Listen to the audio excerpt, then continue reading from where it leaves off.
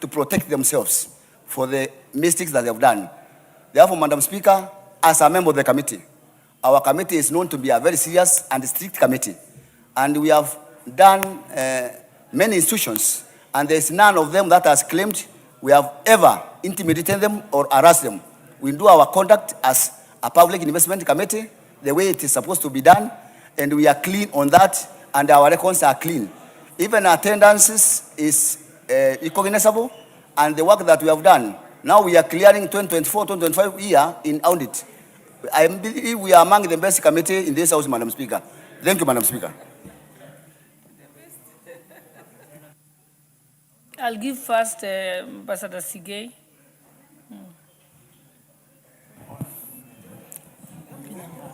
Madam Speaker, thank you very much for this opportunity I've been given. I want to say that, Madam Speaker, I am one of the members of PIC, and the issues raised, Madam Speaker, are of grave nature. And, Madam Speaker, I would like to support what Mheshimiwa Karido has said, that proper investigations should be done so that we get the gist of the matter. Because, Madam Speaker, today is an issue without substantive evidence which can be tabled in this House. I'm not protecting the chair at all, Madam Speaker, but what we are saying is this matter should be done in the proper manner which can make this House remain a house of integrity. So, Madam Speaker, I would like to see, as a member of that committee, due process followed so that we can be vindicated as a committee. But I don't protect any corruption, but Chair, this thing must be done to the proper manner. Thank you. Proceed. Give him the mic. I'll come to you, Honorable Osoro. Thank you. Thank you very much, Madam Speaker. And Madam Speaker, this is a very heavy matter being brought to this House. And Madam Speaker, a very serious matter of this nature laid before you and before us, Madam Speaker, must be followed with very heavy evidence. Madam Speaker, this is putting the integrity of this House at stake.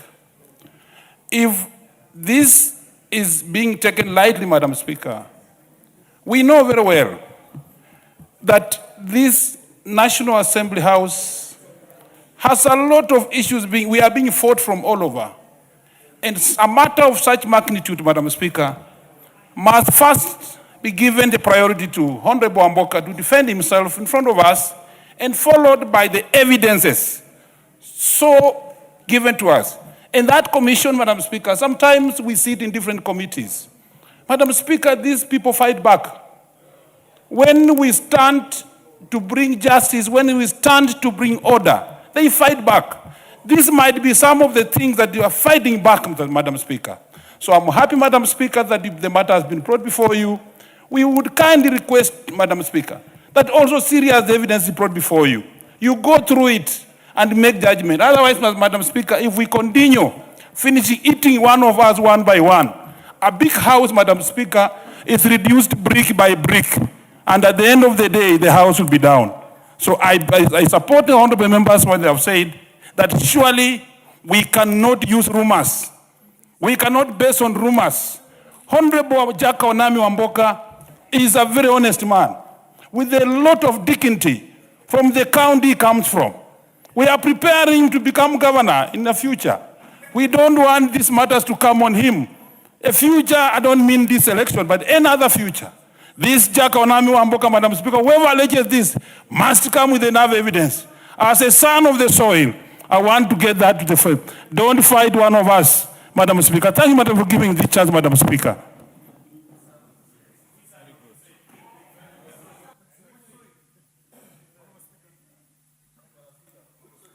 I'm giving first priority to members of the committee, so I'll give the Honorable Member for South Imenti, Dr. Shadrack Mwiti. Thank you, Madam Speaker. I take this opportunity to concur with the honorable members who have just given their opinion on this matter. I know my chairman very well. He is a person of integrity, and this matter appears to be targeted to an individual. Madam Speaker, committees discuss various issues, and this particular committee deals with commissions that misappropriate public funds. Madam Speaker, before this matter should have been brought to this House, we should have got thorough proof and evidence. Madam Speaker, the honorable member in question is a member who has a future, a member who we are looking upon in this country. I would like, Madam Speaker, that this issue to be ventilated more before we marine the name of the chairman. Madam Speaker, we look forward for fair treatment to this matter. Thank you, Madam Speaker. Thank you, the Honorable Osoro. I know you have to travel, so Yeah, thank I'll you. give you an opportunity, even though you're not a member of the committee. Thank you very much, Honorable Speaker. Honorable Speaker, we need to be very careful on how we handle some very sensitive matters that are brought before the attention of this House. Because there can never be a chairman without a committee to start with. You really cannot just mention a committee on one side and then the chairman on the other side. A committee is a formation of so many people. When you're looking at the integrity of an individual, you also look at the integrity of the other members. And you cannot really accuse that particular committee in wholesale and say, this particular committee does this and this. Honorable Speaker, listening keenly to these members that have spoken, well, there are several members that have spoken who are members of that committee. I have been keen to note on whether there is a single member who says, and in this particular point in time, I sent or I was with the chairman and he went and solicited some funds from this other area. Everybody is saying that, you know, we sit as a committee and this is a committee of integrity. This is how we've been handling. And for me, Honorable Speaker, I am keen on the drafter or the complainant of this matter, Honorable Speaker. Because the commission, the particular commission, Honorable Speaker's term is coming to an end, and that particular chair, Honorable Speaker, is actually existing. As we speak right now, we've got a new nominee of that particular committee by the name Bishop Omae, Honorable Speaker. Is the good man of God, Honorable Speaker, going down with the entire commission on his existing? Because we need to be very keen on that. Because we may find ourselves, Honorable Speaker, accusing our colleagues, you know, mob justice. This is total mob justice, Honorable Speaker. In the floor of the House, the proper procedure, Honorable Speaker, ought to have been that the top organ of this House, the top leadership of this House, is seized of this matter. They investigate quietly. They invite Honorable Wamboka and his team, you know, provide evidence, to listen to both sides. And then we say, based on what we've had, the Honorable Wamboka has done this and this. But, Honorable Speaker, even having that statement read in this floor of the House, Honorable Speaker, is itself wrong. Because really, that shouldn't have been the procedure to be discussed in this House, because that is a committee, Honorable Speaker, that has been appointed or nominated by top parties of this House. The Jubilee Party, the ODM Party, the UDA Party, all the parties, Honorable Speaker, have members in that particular committee.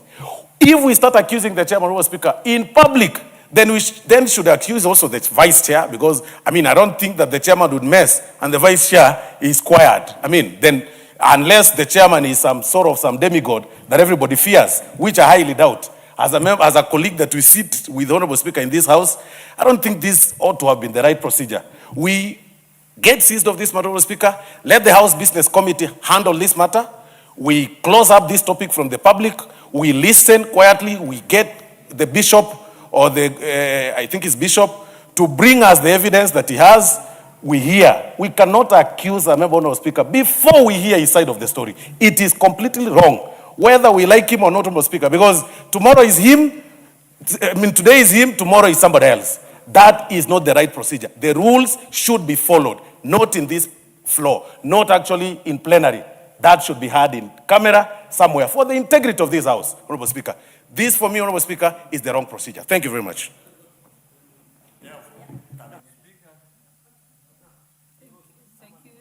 Okay, proceed, the Honorable Atsoka.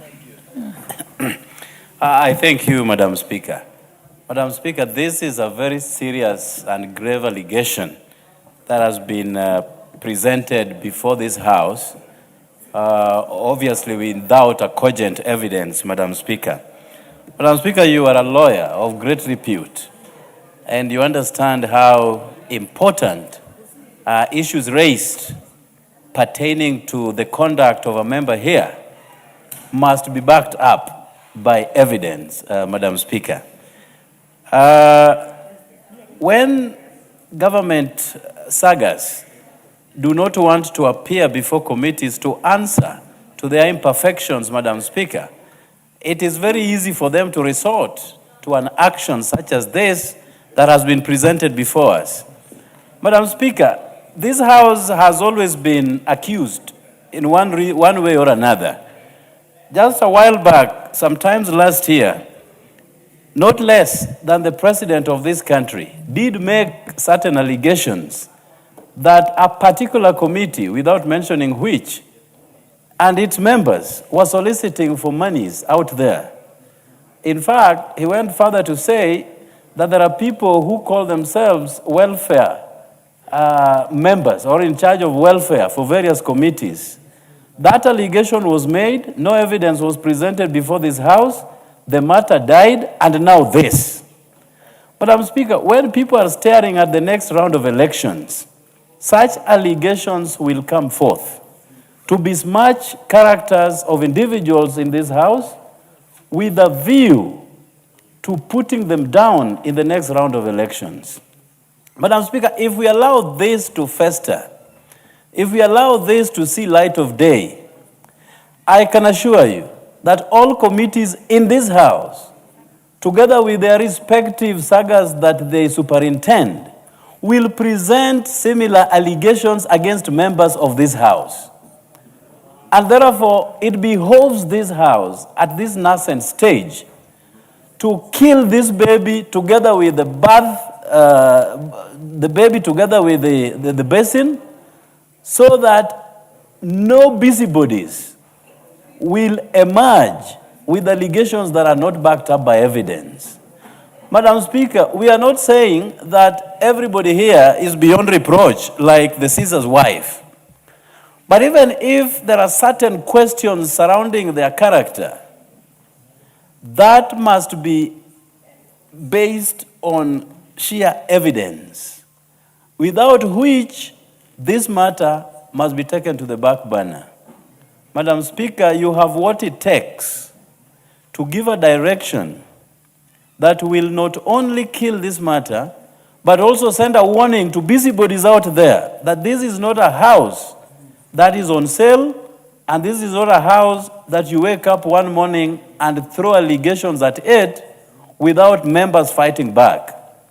We will fight back over the integrity of this House, and we will be here to defend our colleagues, Madam Speaker. Just as was said in one particular episode, Madam Speaker, that when they went for the journalists, we never answered or we never responded because we were not journalists. When they went for the judges, we kept quiet because none of us was. When they came for us, there was no one to defend us. So, Madam Speaker, we must defend Wanami Wamboka, not because he's a member of this House, but because allegations leveled against him cannot be backed up by a shred of evidence, Madam Speaker. And therefore, I thank you. The Honorable Rebecca Tonkei, I think you're also a member of the committee, member for Narok. Thank you. Thank you, Madam Speaker. Madam Speaker, I stand to distance myself from that report, which is an allegation up to this point. Madam Speaker, from the allegation from NCIC and hearing from my colleagues, Madam Speaker, I sit in that committee. And Madam Speaker, the committee that has really worked hard, delivered the many reports in this House since we got elected, Madam Speaker, it is PEAK, which is led by none other than Honorable Wanami Wamboka. Madam Speaker, there is the rule of natural justice, and it would have been prudent for the honorable member, my chairperson, to be heard before the allegation is brought on the floor of the House.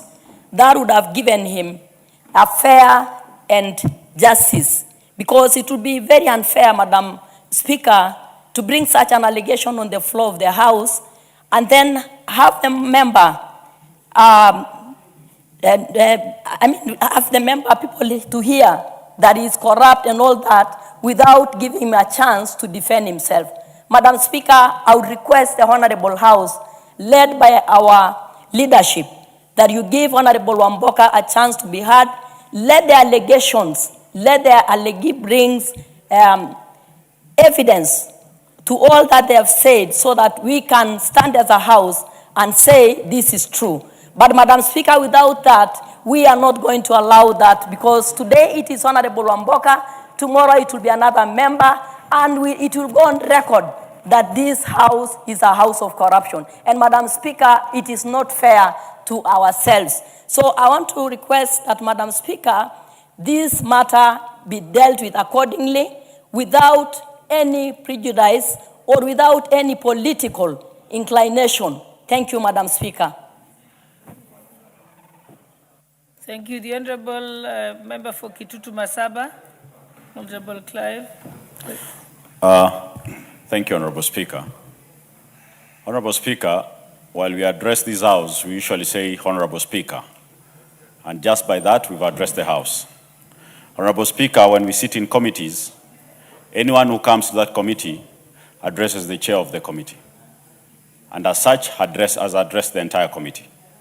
Honorable Speaker, this allegation, therefore, does not just address and accuse the chair of the committee, but the committee as a whole, without a single piece of evidence.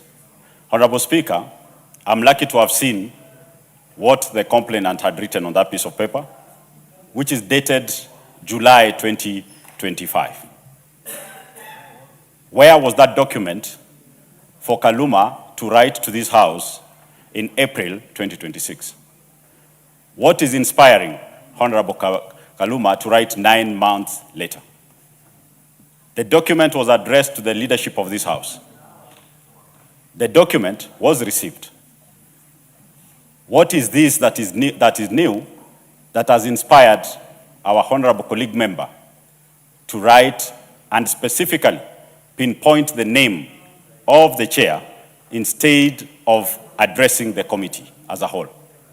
Honorable Speaker, we will not allow political differences to come into this level where we start targeting each other individually instead of taking collective responsibility as a House and as committees. We should not allow our political differences to go this low. It is not long time ago when we were accused as a House to be a house of soliciting bribes. No evidence was produced, and the issue disappeared silently. That any time we differ, we will be pinpointed. Honorable Speaker, we'll always have differences. Some of us will always have our stance. But it will fall below us if it reaches a point where we start mudslinging and trying to tarnish each other's names. Let us differ with the ideologies. Let us fight on ideologies, but not targeting other members. By tarnishing one member's name, and I've heard the Speaker always say this, that when we mess the name of this House out there, none of us is safe. None of us is seen in a different lens. We are all seen in the same lens. If today Wamboka is accused of things he did not do, all of us take the fall with him. None of us walks out clean. We will all be seen as solicitors of funds. Honorable Gisairo, you're debating the matter.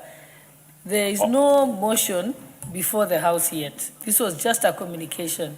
So, Honorable Speaker, we ask So I'm that just this soliciting matter, for comments, and then we can move on. Honorable Speaker, we ask that this matter, to follow the line of Honorable Soro, be looked at from a different sitting, not this sitting. Thank you, Honorable Speaker. The Honorable Pukose.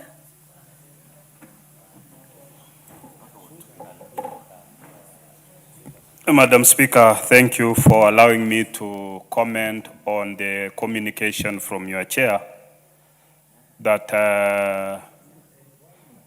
I've been in this parliament now for my third term and nothing like this has ever happened. This is setting a precedent.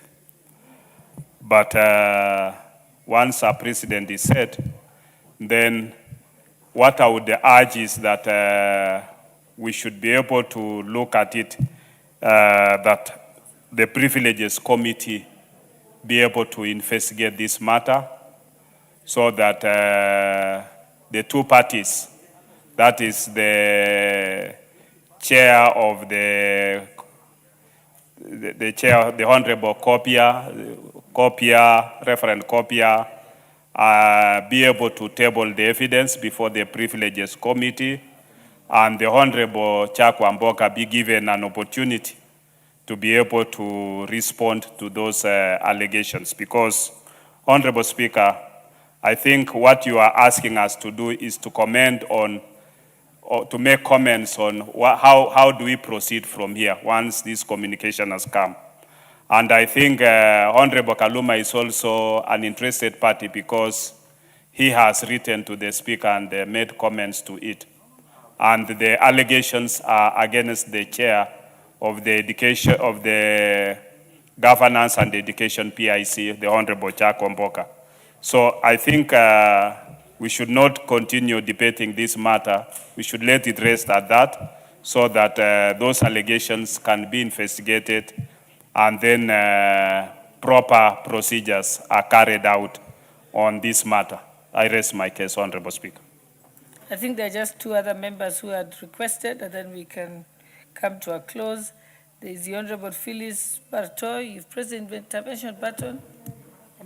Want to speak to it? Then we'll go to Honorable Didi Russell. Thank you, Madam Speaker. I would also wish to weigh on this matter and condemn it in the strongest terms. It is very unfortunate that someone can write such a communique to Parliament, tarnishing another member of Parliament, especially, Madam Speaker, at this time when people are looking up to going for elections. It's also unfortunate because when you have your own differences, you just sort them elsewhere, but not in an honorable House of Parliament like this one. Just like, Madam Speaker, sometimes we see in newspapers, members of Parliament photos are displayed, and the information given is that they have misappropriated NGCDF bursaries.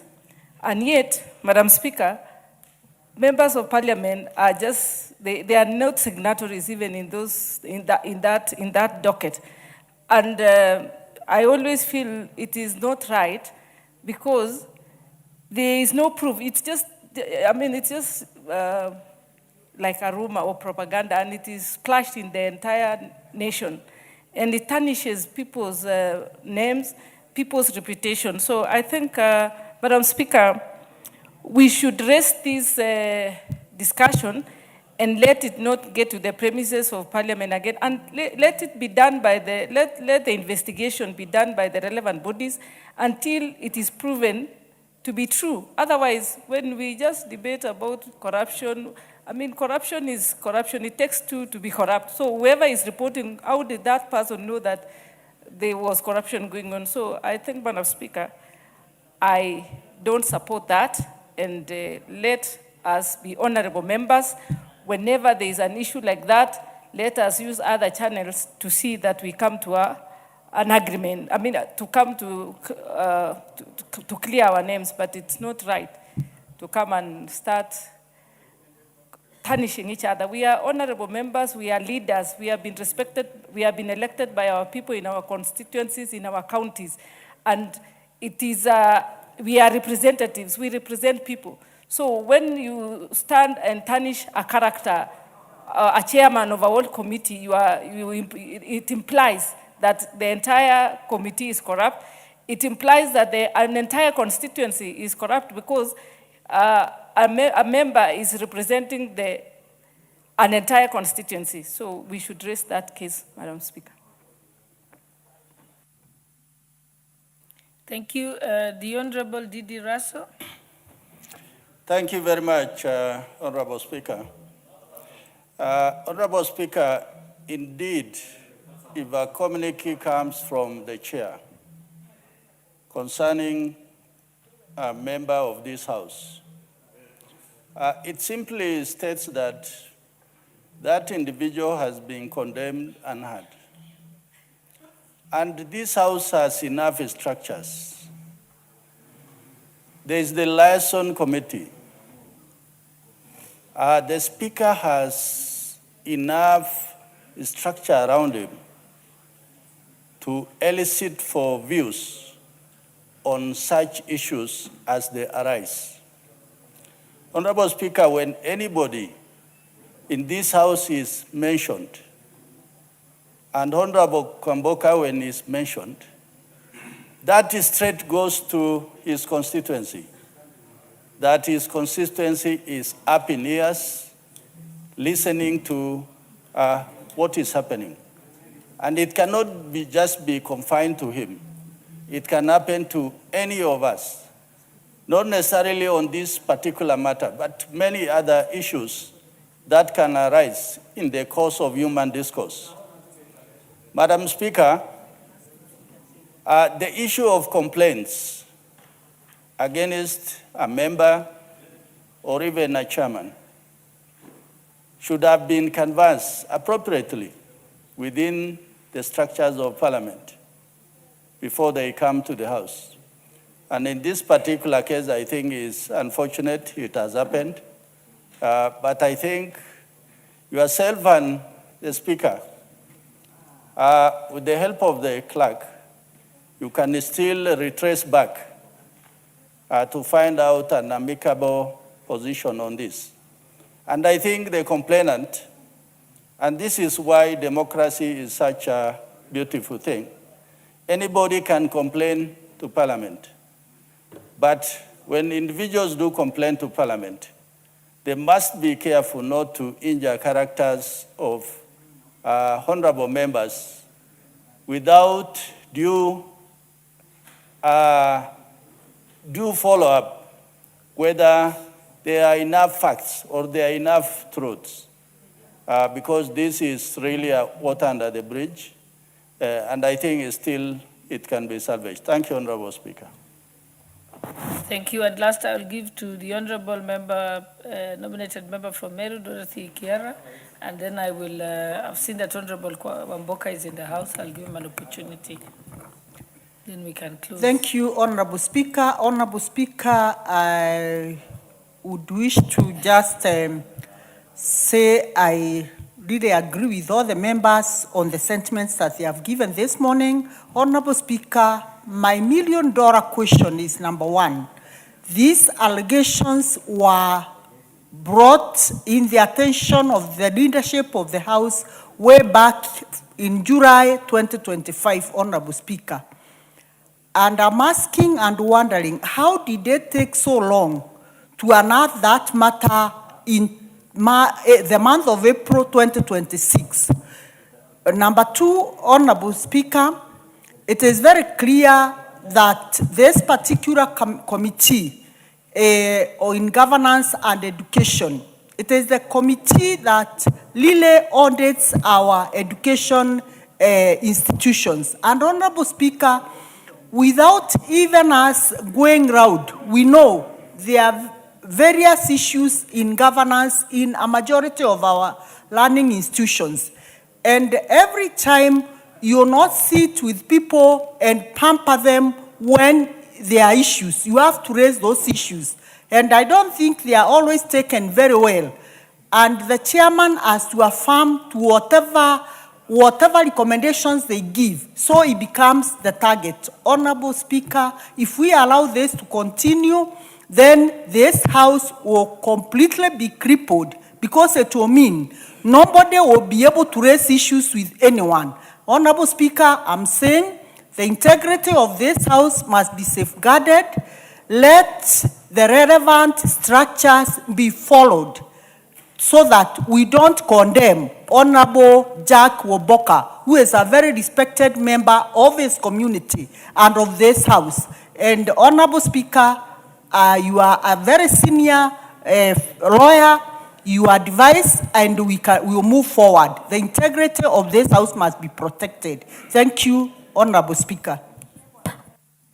Okay, the Honorable Wanami Wamboka. Would you like to say something? Okay, proceed. Thank you, Honorable Speaker, for this opportunity. First, I want to appreciate this House for the opportunity to serve as Chair of PIC, Education and Governance, for now going to 4 years. Honorable Speaker, it's not easy to be an audit committee. It's not easy. It's not easy to be pack. It's not easy because, Honorable Speaker, we deal with real issues and at times we bite. Honorable Speaker, I saw that letter from Honorable Kaluma, I think last week on Thursday. A letter that was addressed to the Speaker of the National Assembly 9 months ago, 10 months ago. In the wisdom of the leadership of the House, because of lack of any evidence associated with it, Honorable Speaker, no action was taken. And I'm sure in as long as this House is in the business of auditing, Honorable Speaker, many such letters have come, many keep coming, and many will keep coming, Honorable Speaker. For me, what motive did my colleague have against me? Acting on who? Because even as a lawyer, you need a brief.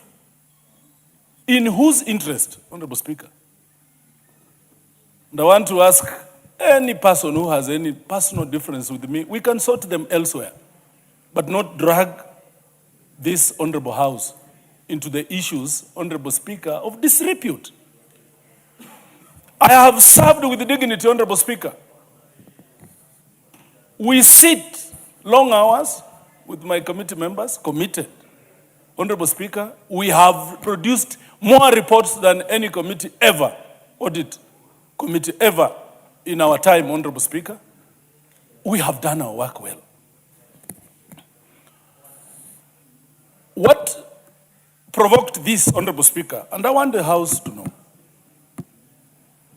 NCIC is an independent commission.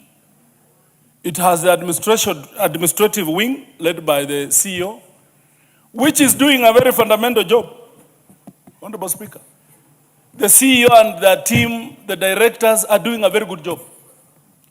But the commissioners of NCIC who left office almost 7 months ago, Honorable Speaker, they have issues that they need to respond to this House, Honorable Speaker. A few months ago, the same committee appeared before Senate Committee of Cohesion, Honorable Speaker.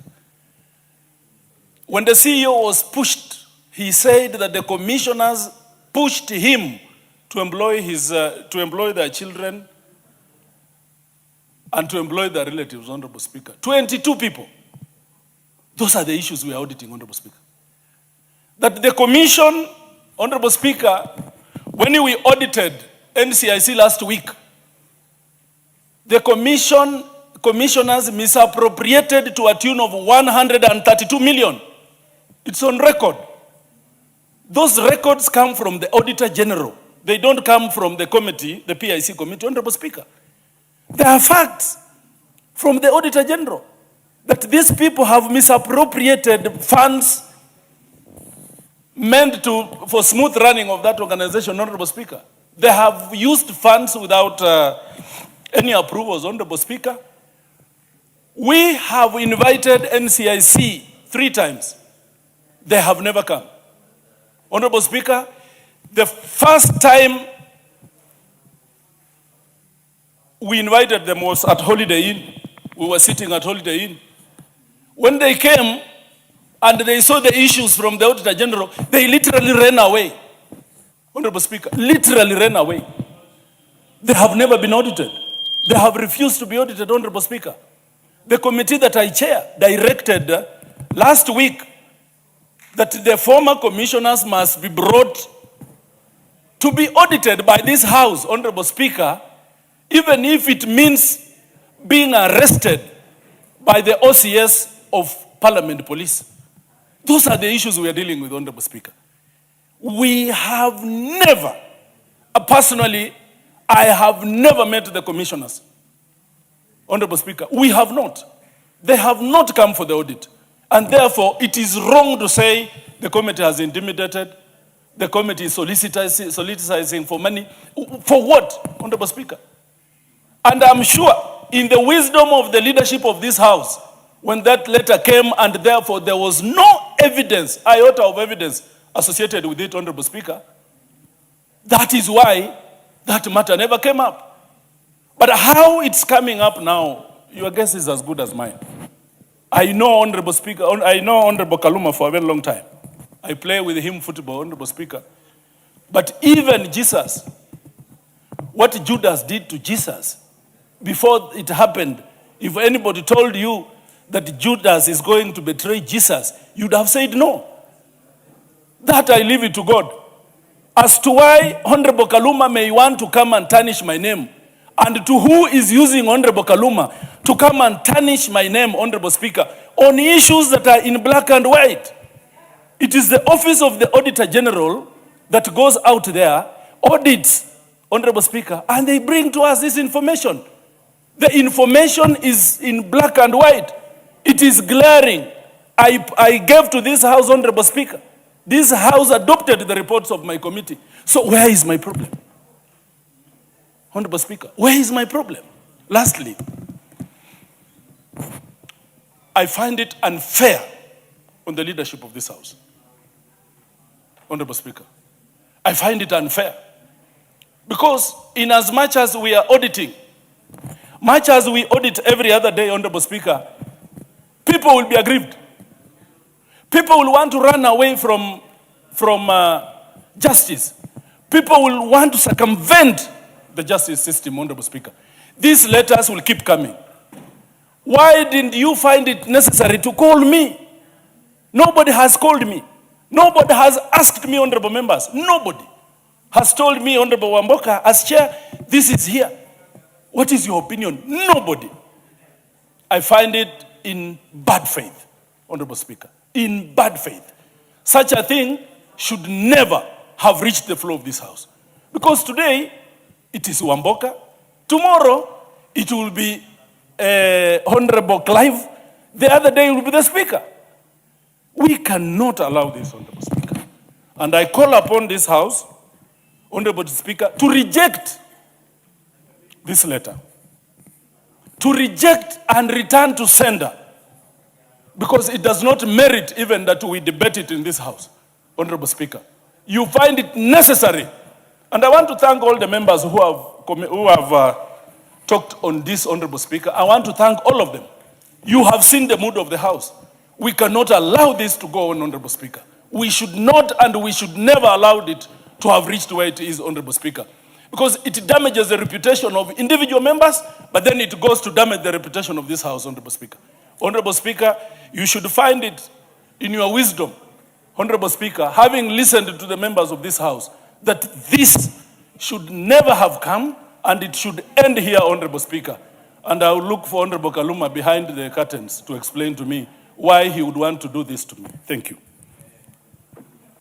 Thank you, honorable members. I think having had the comments on the complaint against the chairperson of a House committee, and which is based on serious complaints made by the chairperson of the national, or the outgoing chairperson of the National Commission on Cohesion and Integration Commission, and also upon the request of Honorable Kaluma, who's one of our members on the matter, I will take stock of what has been said by the members, and then I will issue a direction in due course. Next order.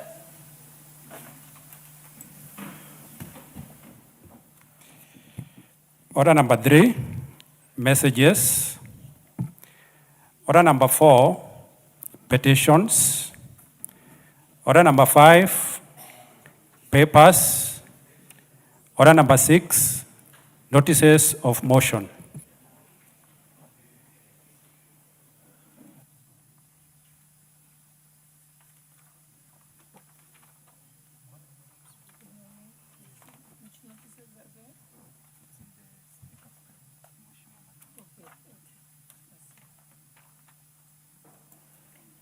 The Honorable Member for Nyeri Town, you have a notice of motion. Honorable Duncan Mathenge. Thank you, Madam Speaker. Madam Speaker, I wish to give notice of the following motion. That aware that Article 53, 1B of the Constitution guarantees every child the right to free and compulsory basic education, and Article 21(2) obligates the state to take legislative and policy measures to ensure the progressive realization of socio-economic rights, which include the right to education under Article 43, 1F. Further aware that the Basic Education Act, Cap 211, obligates the state and school administrators to ensure equitable access, retention, and completion in basic education, and prohibits administrative barriers that exclude learners, noting that the Children Act, Cap 141, requires the best interest of the child to be the primary consideration in actions concerning children, including in education, recognizing Kenya's international and regional obligations under Article 2 and 28 of the United Nations Convention and regional obligations under Articles 2 and 23 of the United Nations Convention on the Rights of the Child, Article 13 of the International Covenant on Economic, Social, and Cultural Rights, Article 11 of the African Charter on the Rights and the Welfare of the Child, and the United Nations Education, Scientific, Cultural Organization, UNESCO Convention Against Discrimination in Education, which requires states to ensure education is accessible, non-discriminatory, and free from economic and social barriers.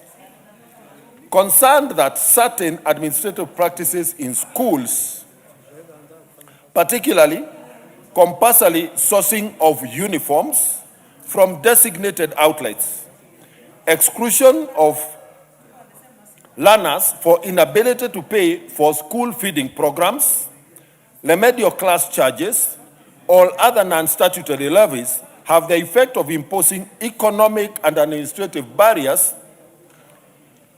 and in some instances, creating possible avenues for abuse of office and improper financial benefit.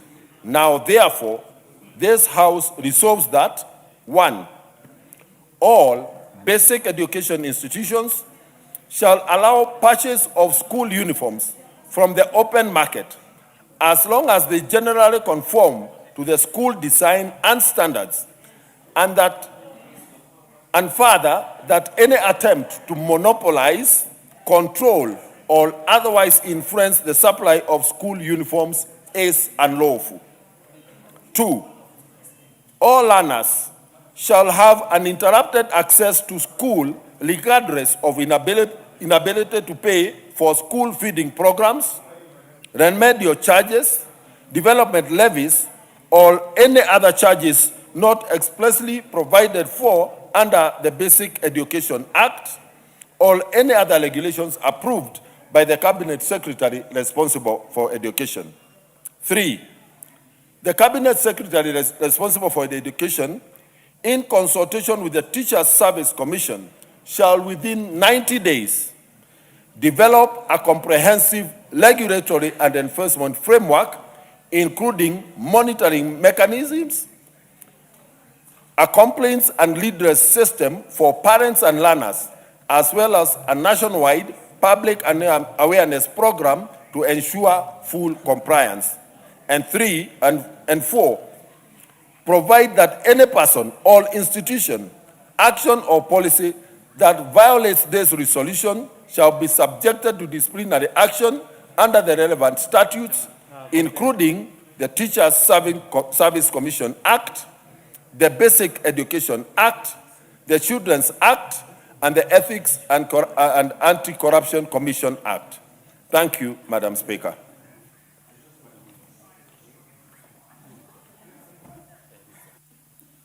Okay, next we have, we can go to the next order. Yeah, if there are no comments. Next order. Order number 7, questions and statements.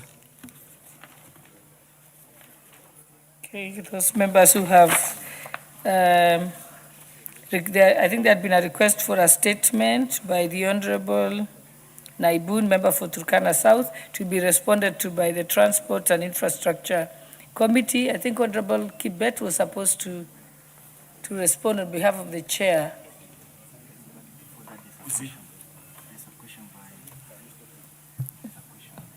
Yes, hold on first. Yes, you're responding on behalf of?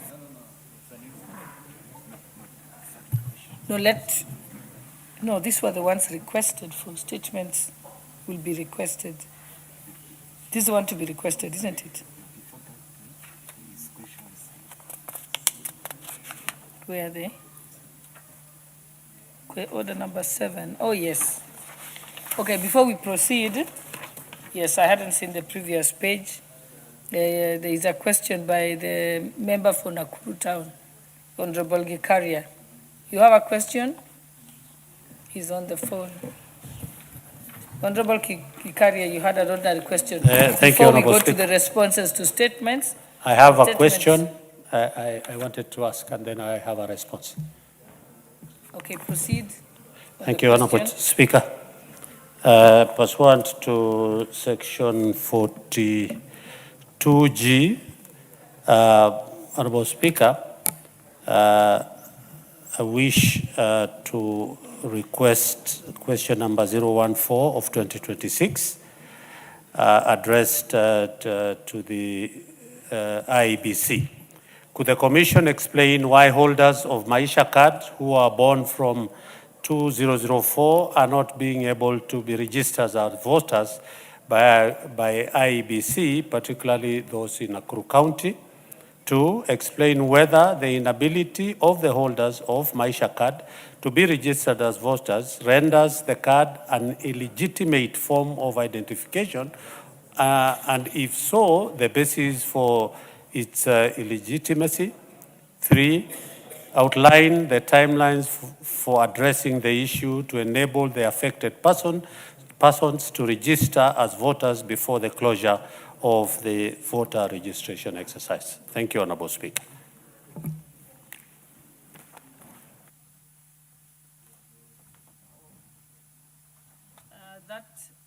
That particular question will be placed before the Departmental Committee on Justice and Legal Affairs, which oversights the IEBC.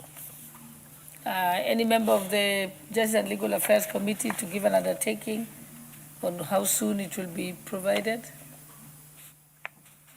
Honorable Wako, do you want to give an undertaking on behalf of the Justice and Legal Affairs Committee? Most obliged. Taking into account that we'll be going on recess from the end of next week. Yeah, we will do that and see if they can give us by next week. If not, then after recess. Thank you. Thank you.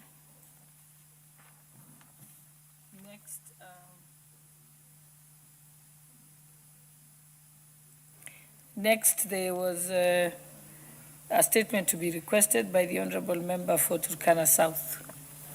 It was being directed to the Transport and Infrastructure Committee. Proceed. Thank you, Madam Speaker. I would want to make a correction. It's an error. I'm a member of Turkana North, and not Turkana South. Honorable Speaker, pursuant to the provision of Standing Order 44-2C, I wish to request for a statement from the Chairperson of Departmental Committee on Transport and Infrastructure regarding the routine maintenance and sport improvement of the Lokitang, Kibish, and Lokchogyo-Lokitang roads in Turkana North constituency. Honorable Speaker, the Lokitang, Kibish, and Lokchogyo-Lokitang roads branching from Junction A1 constitute critical infrastructure corridors within Turkana North and Turkana West constituencies. They serve not only an essential lifelines for the local population, but also are strategic gateways to the Ilemi Triangle and vital arteries from cross-border trade with Ethiopia and South Sudan. However, the condition of these roads continue to deteriorate due to prolonged neglect, inflicting profound economic hardship upon the people of Turkana North constituency. Local traders and pastoralists endure exorbitant transport costs, frequent delays, and excessive vehicle wear and tear, all of which erode their meager margins. Perishable goods, particularly fish from Lake Turkana, suffer massive post-harvest losses owing to protracted journey times and near total absence of reliable cold chain facilities, thereby restricting supply to major markets, including Nairobi. As such, given the importance of these roads, they need to undergo routine maintenance, regular grading, enhanced drainage systems, and comprehensive anti-erosions. Honorable Speaker, it is against this background that I request for a statement from the Chairperson of the Departmental Committee on Transport and Infrastructure on the following. 1, a report on the reasons for delay routine maintenance of Lokitang Kibish and Lokchogyo-Lokitang B1 roads despite the allocation of funds. 2, details of the funds allocated for the maintenance of these roads over the past 3 financial years, including the disbursed funds, and corresponding works undertaken, if any. 3, plans being put in place to ensure the necessary maintenance works are carried out in a timely manner, including an indication of the timelines for commencement of the maintenance works. And lastly, accountability measures being taken to address the failure by the Kenya National Highways Authority, KENHA, to execute the maintenance works. Thank you, Honorable Speaker. Thank you. Any member of the Transport and Infrastructure Committee to give an undertaking on time frame? Yes, Honorable Kibet.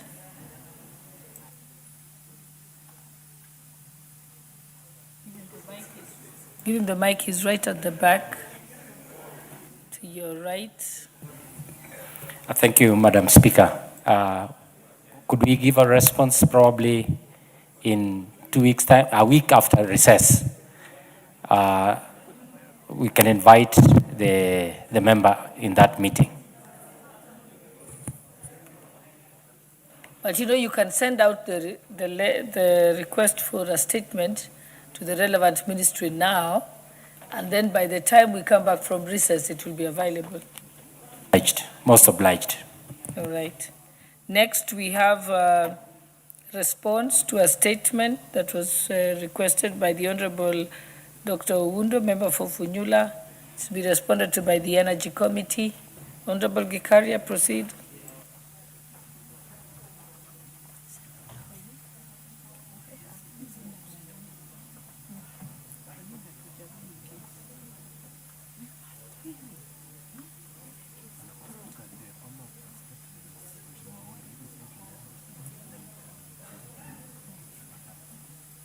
Honorable Kikaria, it seems like Honorable Oundo, who's the owner of the question statement, is not here.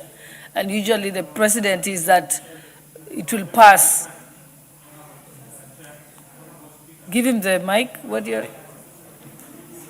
Thank you, Honorable Speaker. It is true that Honorable Oundo is not around. But now this is the third day, Honorable Speaker. I know Oundo is a very frequent member of Parliament in our... Would you allow me, maybe we give a written response, and if it's not satisfied, then maybe, because I've been here now, this is the third time, and actually I'm the one who went to the table office yesterday to request that it be. So if it is possible, I could give the written response. If he's satisfied, then he could be able to. Yes, I think just give him the written response. Thank you. Thank you, Yes, Honorable and if Speaker. he has any comments, he can always raise a point of order at the appropriate Most time. obliged, Honorable Thank you. Next order.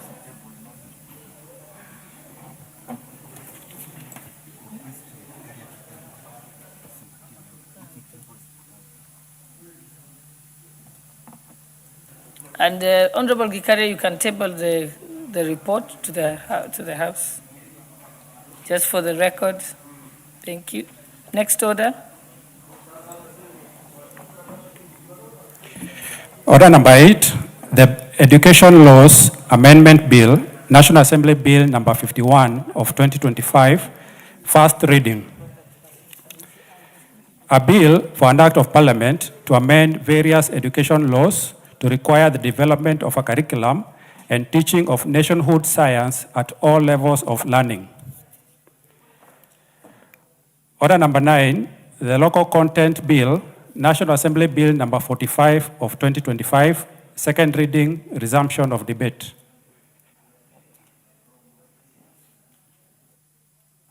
Can I have the record of who was speaking, who has any balance of time?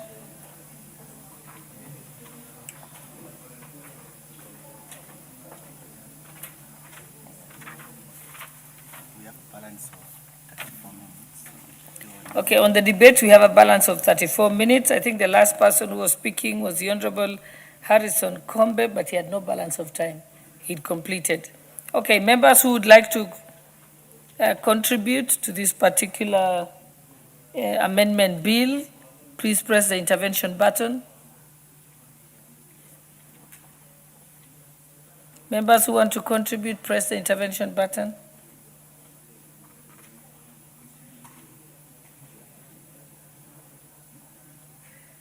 Seems that okay, Honorable Dorothy Kiara. Thank you, Honorable Speaker. Honorable Speaker, I stand to support this very important bill that has been brought to this House by Honorable Jane Kagiri, MP, Laikipia County. The Local Content Bill, National Assembly Bill number 45 of 2025. Honorable Speaker, this bill is very clear in what it wants to achieve.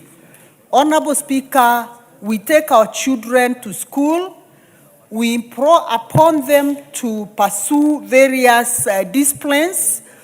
And these days, Honorable Speaker, we have invested heavily in TVET institutions, Honorable Speaker. That means this country is not short of manpower in terms of jobs that should be secured in this country. Honorable Speaker, this bill is speaking to us as a country because it is aiming at ensuring that all the investors who invest in this country and they want to employ people to do various jobs, starting from the lowest to the highest. Honorable Speaker, it should be mandatory that 60% of the jobs in their companies are secured by local people.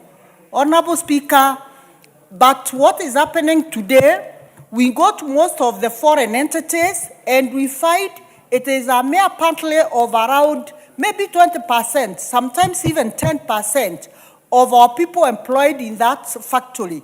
The rest are all foreigners. Honorable Speaker, then one wonders, as a country, we have kept saying we need jobs for our youth. Honorable Speaker, it is the high time that we actualize and make sure when this bill is passed, it is assented into law, and we are asking the President, His Excellency Dr. William Samoei Ruto, if there is a bill that will verdict us, if there is a bill that will stand in the gap of the youth of this country, is ensuring that 60% of the jobs are given and secured by the locals of this country. Honorable Speaker, occasionally we have seen our local employees being mistreated in their own country. A point in time, Honorable Speaker, there is a time where a Chinese foreigner was seen battling a young, innocent employer in his hotel, Honorable Speaker, and many other incidents that have happened unnoticed and maybe sometimes unreceipted or unreported. Honorable Speaker, we are saying this is the high time that we secure jobs for our children. This is the high time we must think of how we can be able to expand the labor market locally to be able to accommodate all the children that we have encouraged to go to activate institutions, all the children that we are investing in our higher learning institutions, and the very many disciplines that they are taking that are required in most of these organizations.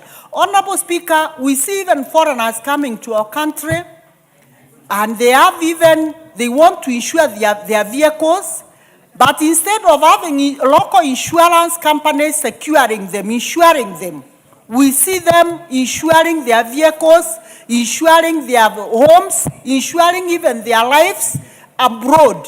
Honorable Speaker, we are speaking to this and we are saying this bill has come at the right time, and this bill has come so that we can be able to support our young men and women.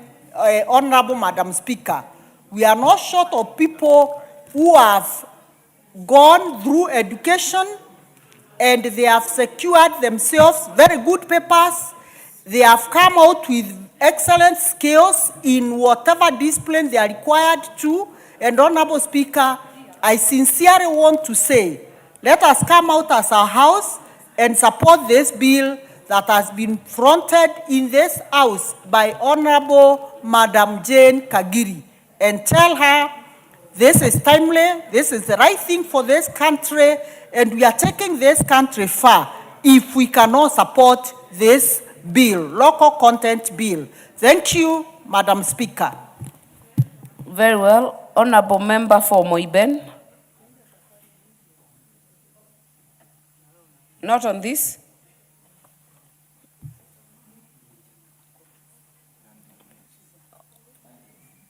Honorable Member for Nandi Hills, Honorable Bernard Kitur. Thank you very much, Honorable Speaker, for giving me the opportunity to contribute on this very, very important bill in our nation, sponsored by Jane Kagiri, women representative for Laikipia.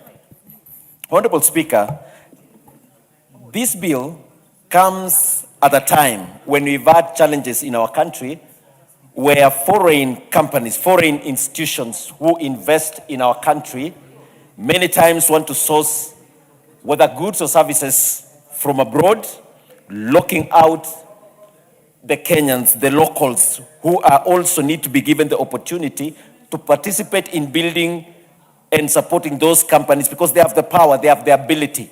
But many times the undermining of the local industries, the undermining of the small SMEs in our country, they are being gagged, not being given the opportunity to be able to also contribute in facilitating the foreign companies who are operating locally, and as well creating, building their own economy. And therefore, Honorable Speaker, this bill And I want to appreciate that Honorable Jane Kakiri comes from that region, where, for instance, there was a time we were being told that some foreign company around used to even import potatoes from across the seas. Yet these are very available locally if the farmers from within are trained or they are given the right seeds. They are able to produce equally or even much better quality of things, whether services or goods. They can even do better from Kenya. And so since there was no legal framework that would then lock in the foreign companies, that would then lock in investors to be able to have the local participation. And so this bill comes at the right time, where then there will be need for foreign investors locally to be able to give a percentage.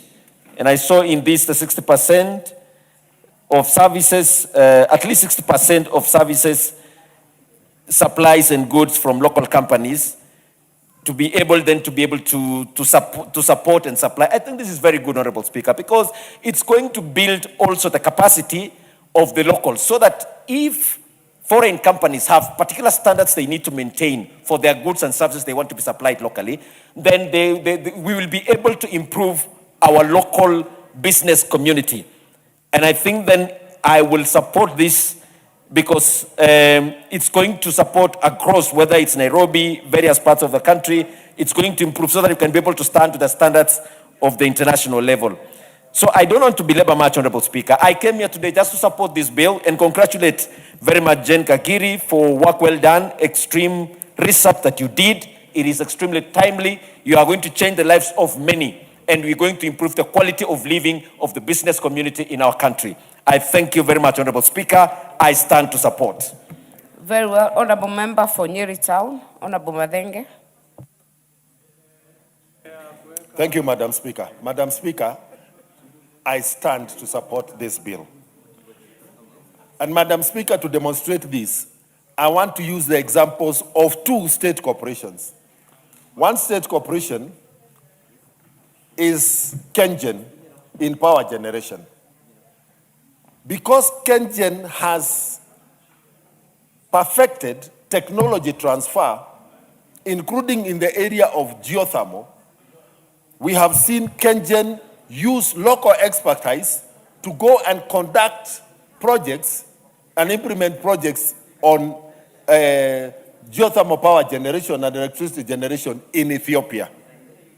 On the other hand, allowing me to use the company that is Kenya Pipeline today, which has a monopoly in oil and fuel storage. Yet, despite the years of existence of Kenya Pipeline and the level of technology advancements, including training in our national polytechnics, training in KenGen's own Moredat TVET, training of engineers at the degree level in our universities,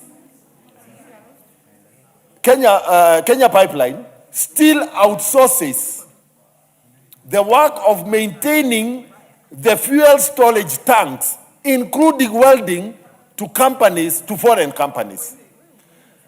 And we keep wondering how we keep saying that there are no jobs for our middle level technicians and technologists, as well as our engineers. And therefore, it is critical that we have a resolution of this House backed by a legal framework and a policy change that will command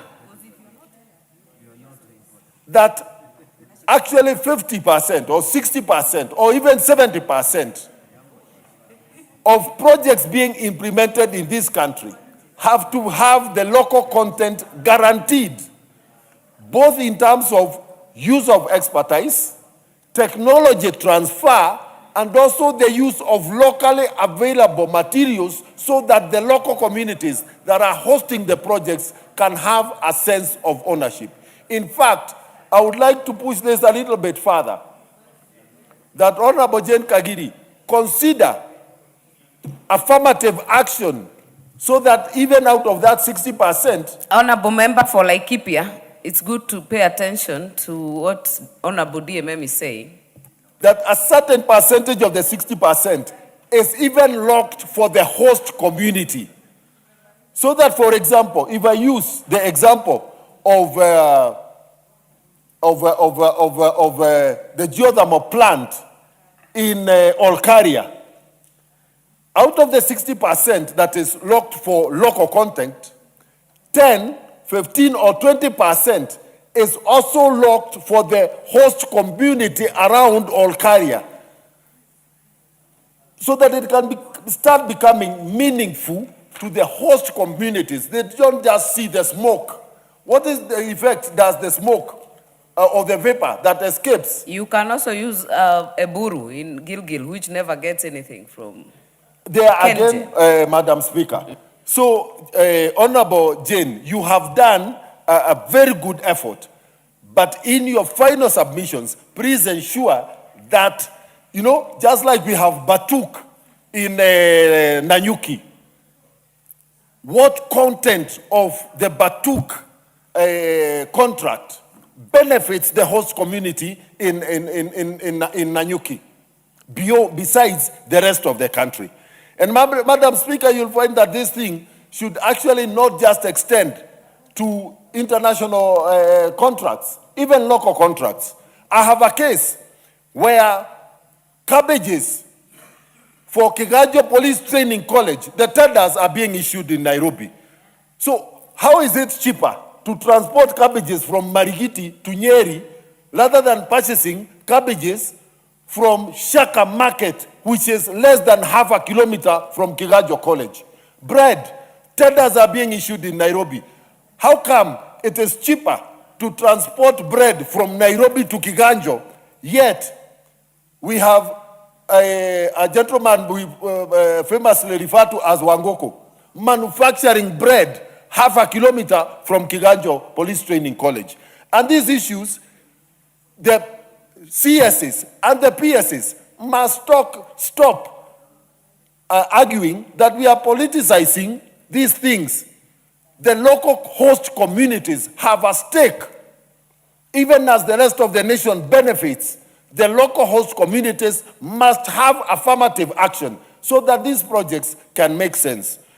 Madam Speaker, I recall that in the construction of the SGR, there was a 30% reservation for local suppliers.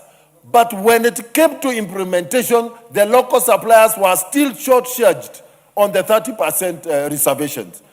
And therefore, I want to call upon the implementation committee in this house that once we have made resolutions, the following up of the resolutions of the house and how they are being implemented, this committee must stop dropping the ball. Madam Speaker, in fact, I want to propose to this house and to the chair, the Speaker's chair, that it is time, it's 4 years down the line, the implementation committee, Madam Speaker, should be compelled to table a matrix of the implementation of all the decisions that this parliament has made, this house has made up to this point in time. Because we cannot just keep having resolutions made that have far-reaching effects, but immediately they exit here and they are communicated to the relevant ministry or sagas, then they are kept on the back burner. So, Madam Speaker, I want to put my weight wholeheartedly behind this motion by the Honorable Jane Kagiri, and I urge that all of us, we overwhelmingly support it. But beyond that, we have a problem of implementation of programs, projects, and decisions of this house in this country. This house must be more firm in ensuring that the resolutions of this parliament are implemented. Thank you, Madam Speaker. I support. Very well. Member for Matungulu. Thank you very much, Madam Speaker. First, I want to thank my sister for coming up with this bill. It is high time, Madam Speaker, the local host communities for some of these multi-internationals to be a true beneficiary of what they are doing on the ground. And I'll put an example. Honorable Madenge has put so many examples, but I'll put an example of Kengen generating power from the 7 falls in Ukambani. But some parts of the Ukambani area are lacking power. And also, you'll find that we have water in Masinga Dam, which has been put up to generate power. But the local community are lacking water, even to farm with that. And it is the high time, Madam Speaker, to make sure that this bill is fast-tracked, to make sure that the local communities benefit from this kind of intervention from this house. And I want to urge you, Madam Speaker, because you sit in the Speaker's panel. It is not a request. The implementation committee of this house, I've been in this house for the last 10 years, Madam Speaker. They have rarely tabled a matrix or a report of all the resolutions made by the house and how are those resolutions being implemented in this country.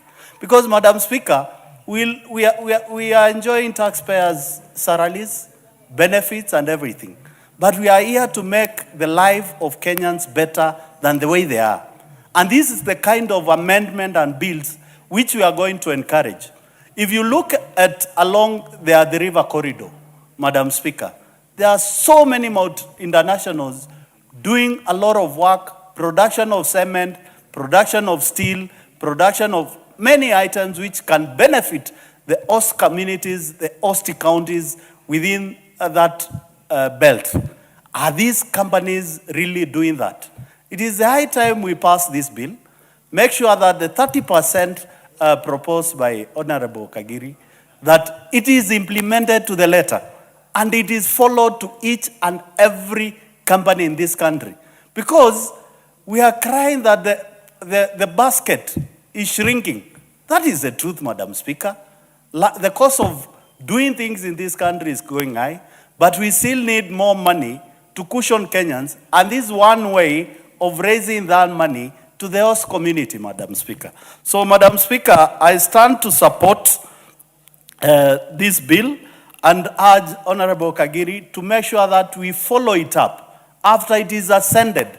It is our duty and your duty to make sure that you appear before the implementation committee and give you a timeline of how they will want to follow up this implementation of this. This is critical because if we pass the bill, it's ascended, and it is not implemented, what are we doing?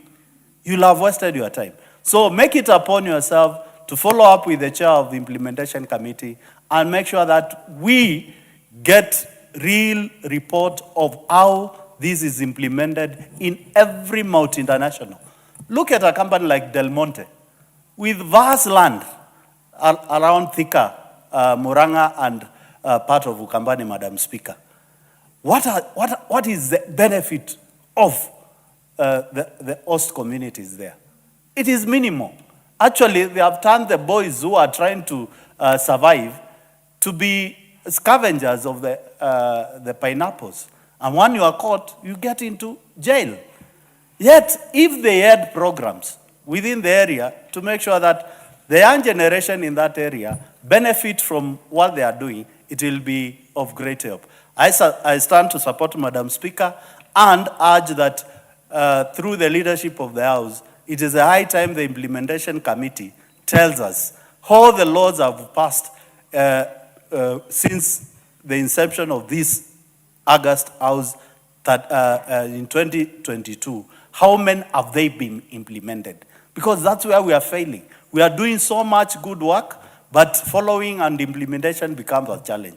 And this is one bill whereby I will support Honorable Kagiri. Physically, we go to that committee and tell us, how do they plan to get this implemented? Because I know it will help the people of Matungulu, it will help the people of Baringo, it will help the people of Kenya, and especially the young generation in this country. And we stop crying that we don't have jobs when we can be able to create more jobs. Thank you very much. We support you. I support the bill. Honorable members, this bill should be replied to in 2 minutes. But I want to indulge member for Chuka Igamba Ng'ombe. If you keep it short, we can be in time. I'll keep it very short, Madam Speaker. Madam Speaker, I start to support this bill. And just like my colleagues have said, we have sold out our job market to foreigners, Madam Speaker. It's not long to have foreigners in the country, but let have foreigners in the country doing jobs that our people cannot do, doing specialized jobs that we need those specializations.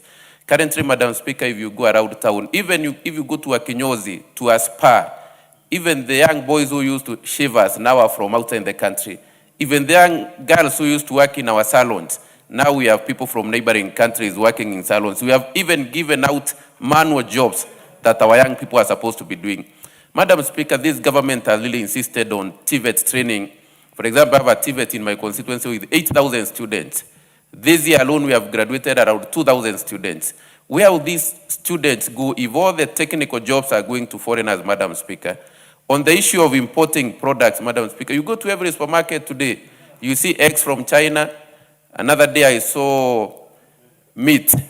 It's called processed meat. You are told made in China. When you are told meat, even lice, now we have lice made in China. The people of Mwea are languishing with lice with nowhere to sell, but your plastic lice made in China.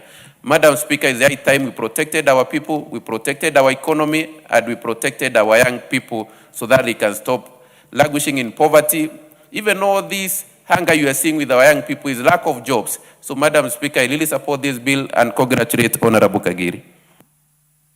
Very well, right on time. Honorable Jane Kagiri, time to reply. Thank you, Honorable Speaker.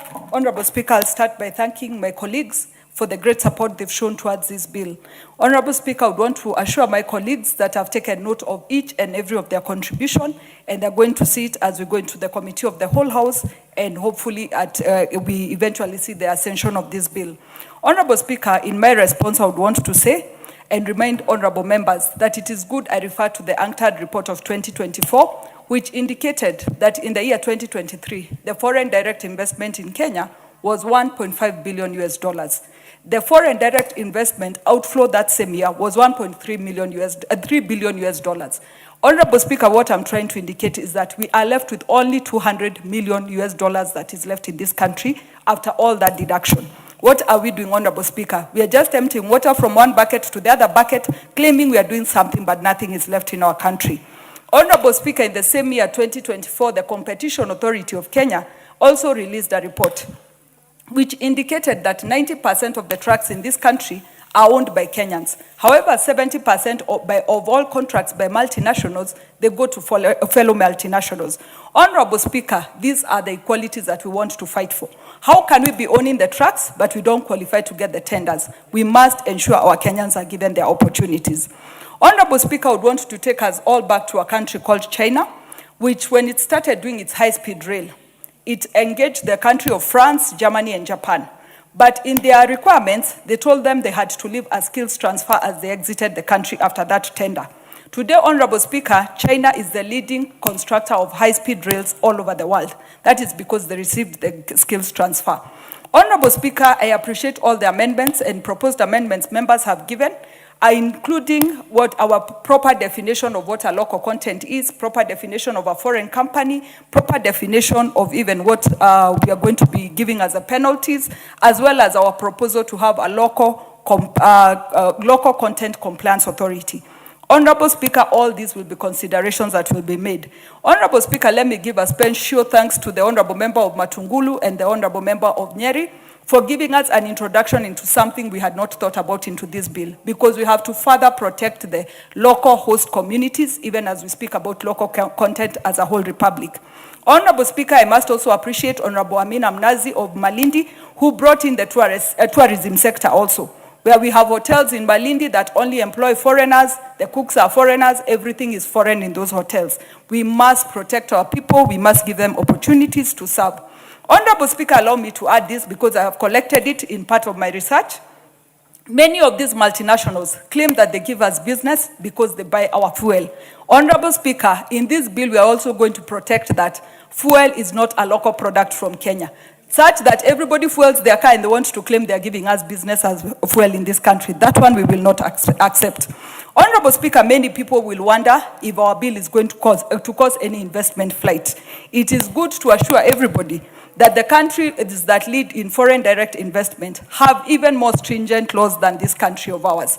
So if investors are comfortable following laws somewhere else, even in our own country, they should be comfortable. Secondly, Honorable Speaker, in our public participation, many of these investors have given their contribution, and even they themselves have said they require a rule book where they come into this country and know what is expected from them or not expected from them. Honorable Speaker, we must also change our attitude as Kenyans, because anytime we talk about skills from Kenya, products from Kenya, Kenyans will always ask, are we qualified? This bill and the research I have done should clearly tell Kenyans we are even overqualified. It's only that opportunities are not protected for us. And as I indicated when I was presenting the bill, I said this is just buy Kenya, build Kenya in the form of a law, where we are ensuring we can no longer live on goodwill, but even as we can protect our people. Honorable Speaker, I'm a great reader of the good book, the Bible, and in the Bible, God talks of us loving our neighbors. However, in the same Bible, God also talks of him hating fools. We are a good neighbor. We look at our neighbors. We observe all our treaty agreements with our neighbors. However, are we being extended to the same generosity? Honorable Speaker, we must put Kenyans first, even as we go into these trading blocks, these treaties, and all agreements that we have. Honorable Speaker, as I conclude, it is good for me to take this Honorable House back to the year 2014, when the Communications Authority put in a regulation that 40% of our broadcasting on Kenya media houses had to be Kenyan content. I remember, Honorable Speaker, we all went berserk wondering what we were going to watch, and we all kept wondering what our local content would look like. Today, Honorable Speaker, what looked like the impossible is now at 94.6% compliance.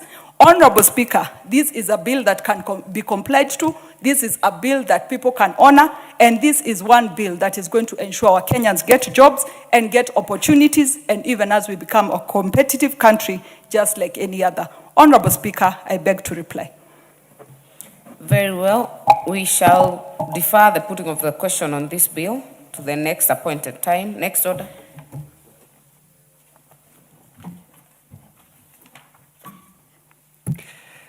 Order number 10, the Prevention of Livestock and Produce Theft Bill, Senate Bill number 12 of 2023, second reading, resumption of debate. Honorable Zambia was on the floor, had a balance of 6 minutes. I don't see him in the House.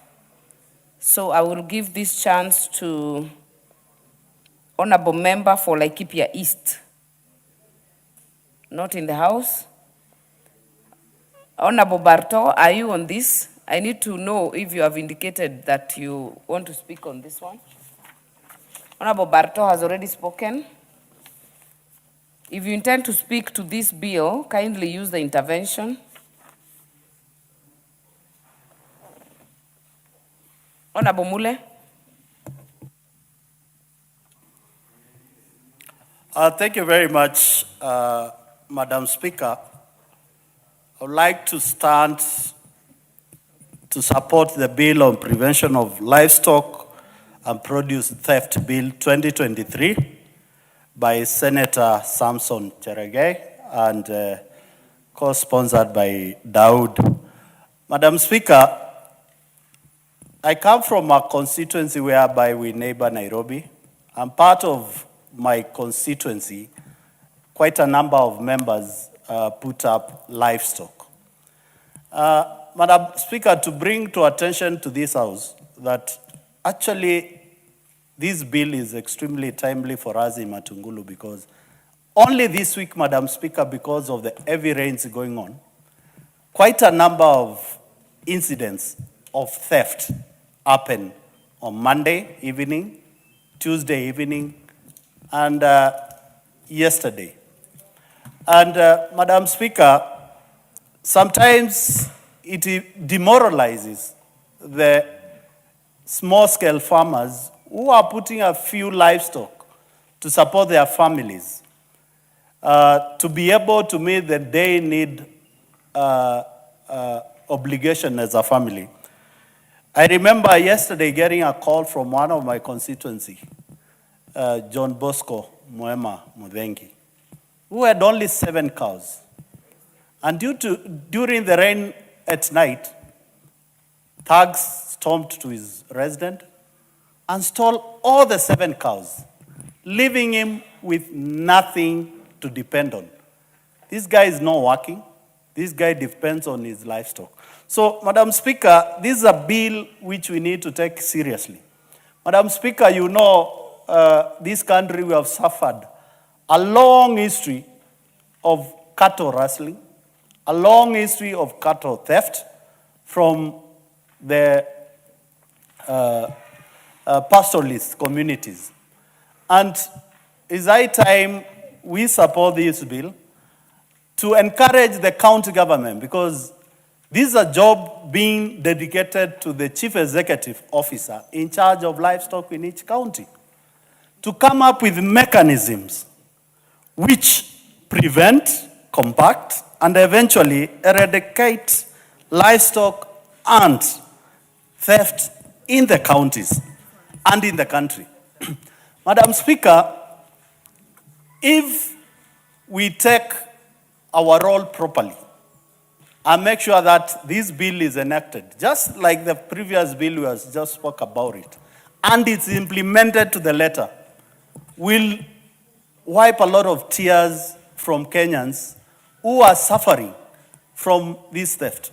Madam Speaker, the bill is putting a lot of emphasis on branding, and I want to go further and request Honorable Daud to liaise with the sponsor of the bill that the branding we are talking about, if we want to help our farmers with the new technology in the market and the world we are in, is electronic branding and tracking of vehicles, of the cows. Madam Speaker, KWS has embraced branding by tagging the lions, the elephants, and be able to track them where they are. If we implement the same and the counties implement the same tagging of cows using the electronic devices, when a farmer, a helpless farmer like John Bosco Mudhengi, Mwema, in my constituency, who lost 7 of them a day before, those cows could have been traced electronically. The police and the anti-stock theft could have known where those cows have ended up to. The same time, the bill is addressing registration and designs of branding. Those are the responsibilities of the county government. And I think, Madam Speaker, we need to call upon the county government. Some of these interventions cost very little. But if you look at it, the county government are spending quite colossal amount of money on programs which don't have effect, does not have effect to the common mwananchi. So, Madam Speaker, I stand to support this bill because it is clearly giving a lifeline and a protection to that local farmer.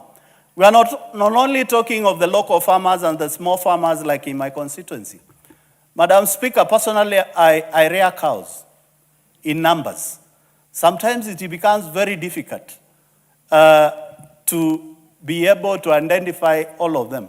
So it is high time the county government to look at interventions which will mean business to the local farmer on the livestock industry. Madam Speaker, if you look at the liveline in Kenya, a local farmer with at least 10 cows, you can be assured, Madam Speaker, his kids will go to school. Because at the end of every year, he'll be able to sell a cow and take that kid to school, pay school fees, and remain with something for the family. If he has cows which can produce milk, you can be assured that family, Madam Speaker, cannot starve of hunger, because in the morning and in the evening, there is production of milk, which is also healthy for our young people who are going to grade 1, grade 2, and also ECD classes, Madam Speaker.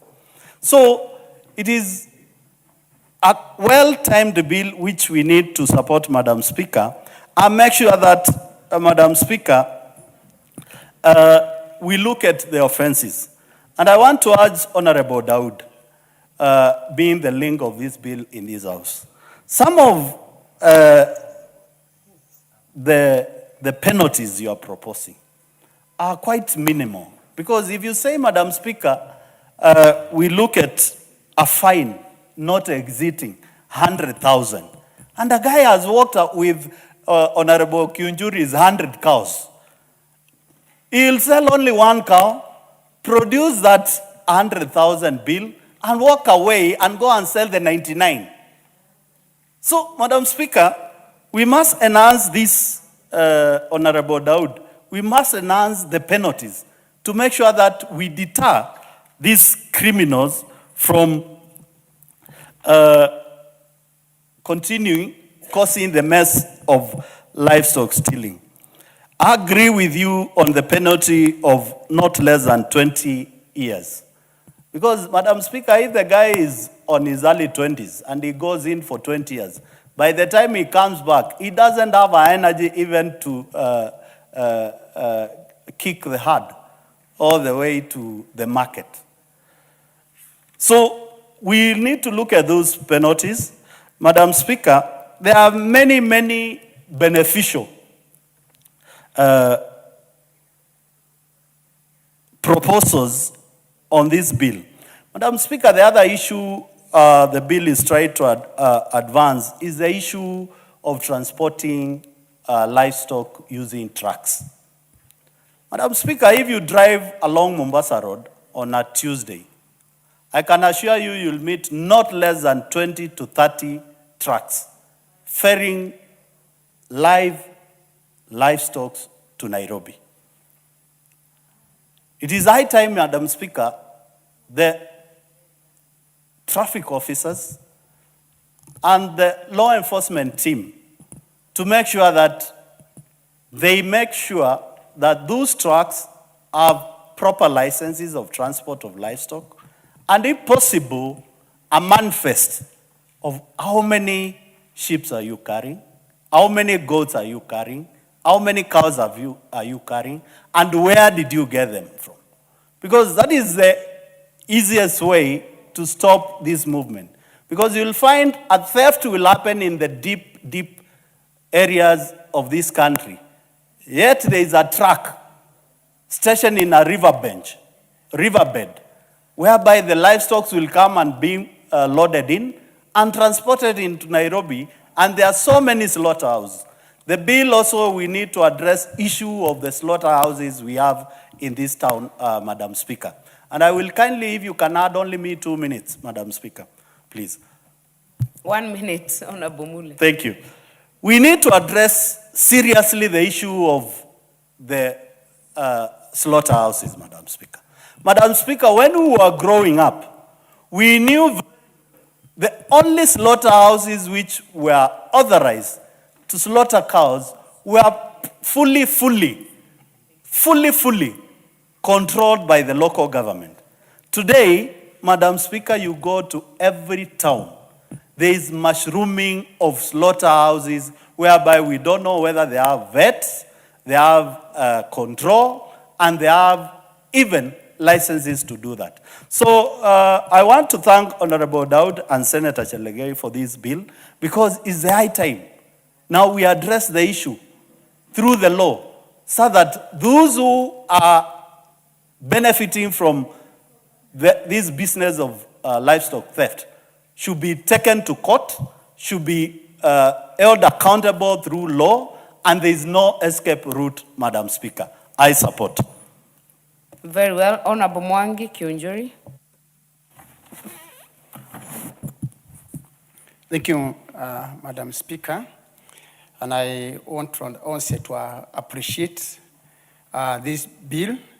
It is timely, and my position is very clear that I support.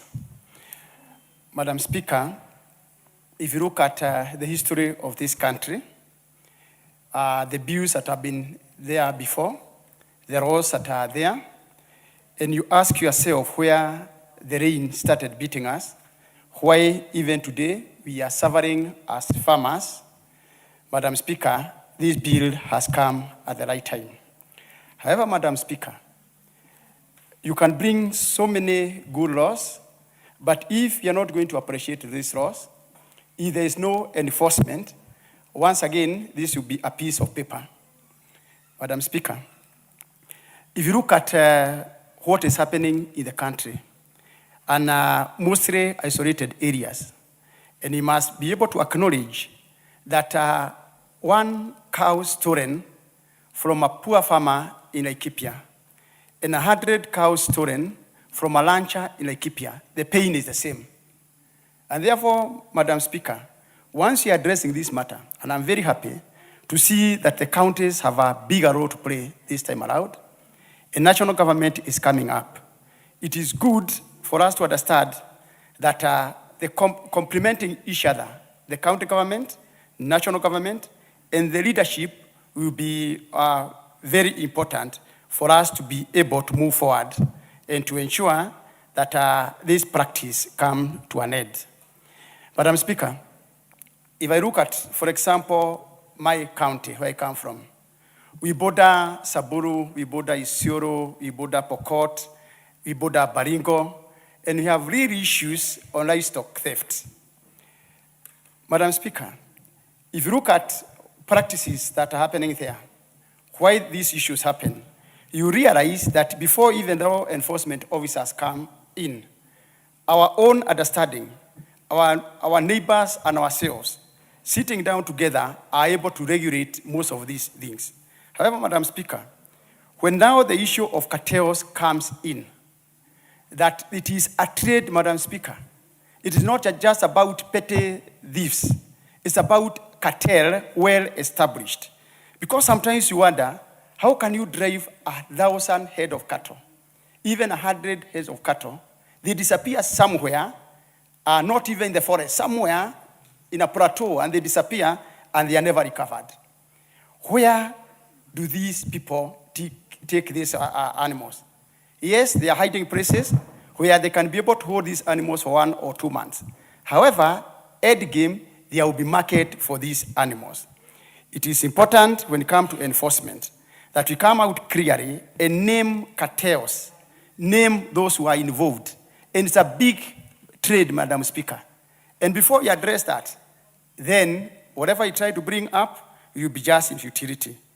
Madam Speaker, if you look at the one cow farmer, for example, those people living in Trukuma in Laikipia East constituency, they have been suffering for the last 8 months, whereby every night they come in, they will steal 20 chicken, they will take 1 goat, they will slaughter 1 cow, and end game, you ask yourself, if 20 chicken are stolen, where is the market?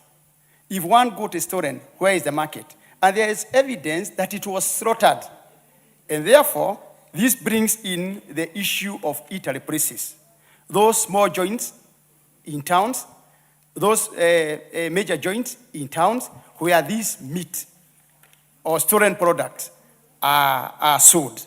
And therefore, when it comes to the issue of identification, we also need to go deeper and understand how are we going to track down those eatery joints so that we can be able to establish their sources of materials. Because you wonder, a joint is open today, you never see these people in slaughter buying meat, but they are permanently supplying. Where are they getting their supplies? And this can only be done in conjunction with the enforcement officers, who either don't care, those who are keeping the regulations, and those who are supposed to track down the thieves. And lastly, you come to understand that there is always a collusion between enforcement officers and the thieves, Madam Speaker. For me, I believe that by enforcing this, it will be better laws to this country. But again, we must achieve our intention, we must achieve our purpose. We ensure that farmers and traders are also not targeted as we come to implementation, because again, it will open another Pandora's box, whereby now enforcement officers, instead of enforcing, they will take advantage of now receiving bribes from the same thieves that we are trying to protect ourselves from. We must make sure that the farmer down in the village is well protected, that this marking is not just in futility, that we must ensure that when it comes to marketing, that is where the actual problem will be sorted out. Madam Speaker, counties must also be empowered. National government comes in and in a joint venture, ensure that we have tracking technology, proper technology, to ensure that the effectiveness will be felt across, so that at least one will be able to understand that if I'm caught in a community trying to push the question of theft or being in collaboration or whoever is doing it, there will be serious consequences. Madam Speaker, this issue, if well addressed, we will be able to take care of those families who have been properly impoverished. Madam Speaker, a family with one cow, if you steal that cow, you deny that cow, that family livelihood in terms of even what they eat on a daily basis. A person with only 5 goats, if a child is thrown out of school, they can be able to sell 1 goat for 15 shillings, 1,000, and that is money enough to pay school fees for a day school for a whole year. But us sitting here, we think that 1 goat is nothing to those farmers. But those farmers, 5 goats alone, a farmer is able to educate his kid, day school from 1 to from 4. They only need to sell 1 goat. End of the year, the goat that was left can be able to give birth to another one or so. And in the process, the 5 goats in 5 years will have sustained that family. So we must make sure that this law is applied the right way, for that with 1 goat and to that with 1,000 goats, so that at least Kenyans will be able now to understand even economic part of it, Madam Speaker. Lastly, Madam Speaker, it is good to be fair, sensitive, and at the same time you become very transparent and ask county government to take their responsibilities seriously. Because movement from one county to another, even if you are walking across one county to the other, you are able to be monitored. We shall be able now to know, once we mark these animals, that this animal comes from this county, comes from this village, comes from so and so, and they must be properly protected. I would also like us to look at it and we sensitize those counties that are really doing livestock farming. For example, you have Samburu and Laikipia. So that we also don't cause tension, because not everybody who is coming from Samburu to Laikipia comes with bad intention. Not everybody moving from Laikipia to Isiolo moves with bad intention. And therefore, we should also have this public participation, sensitization, so that we can know when we have free movement, the urgency of it, when to allow it, but not just free movement without respecting boundaries. Madam Speaker, with those few remarks, I want once again to support this bill, and it's a bill that is making us make another step in the right direction. Madam Speaker, I support. Next chance to the member for Marsabit, Honorable Wako. Thank you very much, Honorable Speaker, for giving me this opportunity to support this bill on prevention of livestock and produce theft bill 2023. I also want to congratulate the sponsor of the bill and also the co-sponsor, because this bill will help many livestock farmers who have suffered in the hands of criminals, who have suffered in the hands of bandits, who have suffered because they have nothing that can protect them. Honorable Speaker, if we just reflect on the life of a simple livestock farmer who has maybe 50 or 20 cows and he has no bank account, no other business, and his entire family depends on the livestock. And most of the time, the livestock farmers cannot even afford to buy a shoe for themselves. They cannot afford to dress well. they cannot afford to make their life, live a better life. But all they know and all that they have is the cows, the goats, and the camel. And they take care of those animals religiously, such that if drought comes, it's like, death sentence have been given to them. And Honorable Speaker, unfortunately, those livestock farmers have suffered because of cattle rustlers who have been attacking them from time to time. I come from Marsabit, which has suffered for the last many years, since I have known myself, because you keep few animals, the attackers come, they run away with the animals, and before they go far, they can even sell the animals, and then they get onto a bus and get back to their county or their station.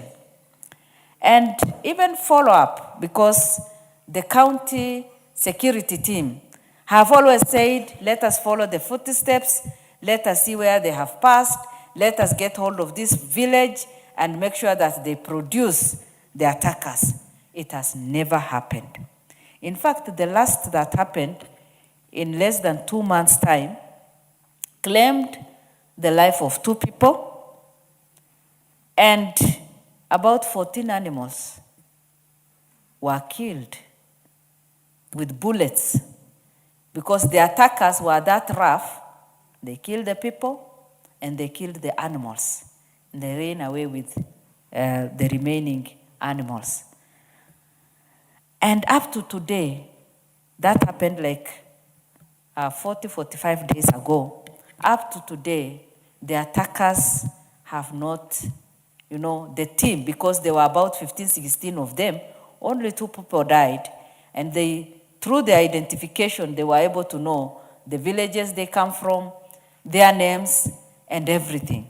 But unfortunately, up to today, those attackers and the remaining 14 of them have not been identified, and the police have not even given us any update.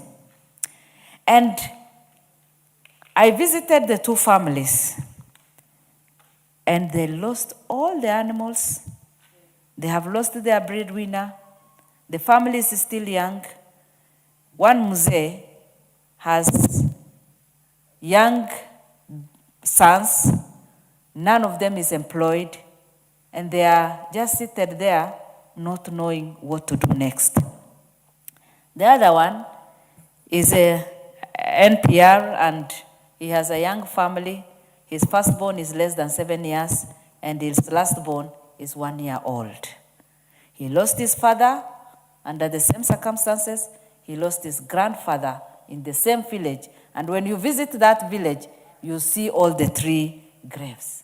It's such a sad, sad thing. And it is the responsibility of any government to protect the lives of the people, the citizens, and their property. This bill will solve that problem. And this bill provides legal framework for the identification of livestock. It may be costly, but it will help us. And my prayer is that the county government will give all the attention that this bill deserves, so that all the animals will be identified, will be able to be identified, and they will have the mark that, the owner or the security team, in case of any loss, will be able to follow and bring back the animals. Again, this bill, the bill will also take care of the movement of livestock. As I told you previously, the security team and the local elders, they used to follow the footsteps without knowing what to do. And sometimes they get into the forest and they tell you, now we cannot go beyond here. This bill will help us to know the movement of livestock from where, you know, but the moment they leave their boma, the village, and to wherever the animals will be taken. Again, the bill will take care, will serve as a purpose of prevention of livestock theft, because by doing all this, putting all these control measures in place, we'll be able to prevent the theft of animals. Again, regulation of trade in livestock. Sometimes animals taken from the village, one village in Marsabit, Isiolo, or anywhere, will be sold here in Dagoretti. And people will consume the meat, and the owner is suffering or already dead and buried. But by doing this, we will be able to control every animal, to know where the animals are, to control the trade, and even to make sure that they don't go beyond a certain stage. Honorable Speaker, if there is anything that will benefit our livestock farmers, it is this bill. Again, when it comes to maybe the people, the attackers, the rustlers, and when it comes to the fines, we need to put more penalties so that if you are found guilty, you can even be imprisoned for the rest of your life, because you have destroyed somebody's life, you have destroyed people's business and life and family, and there is no way you can just be taken into prison for 10, 20 years. Let it be life imprisonment so that these people can know that the moment you are there, then you will face the rules or the law. Honorable Speaker, I support this bill, and it is my prayer that soon our President will assent to this. That will give us, and especially pastoralists, a relief. Thank you. Very well. Member for South Dimenti.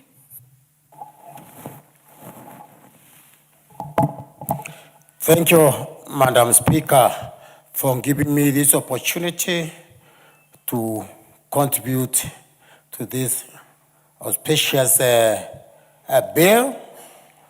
This bill is long overdue, and I thank the honourable members for having endeavored to bring this particular bill.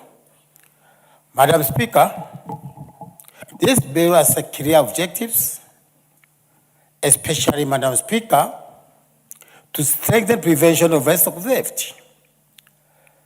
Livestock theft has been a traditional and has been there time immemorial, especially across the boundaries, the inter-tribes, especially along the borders.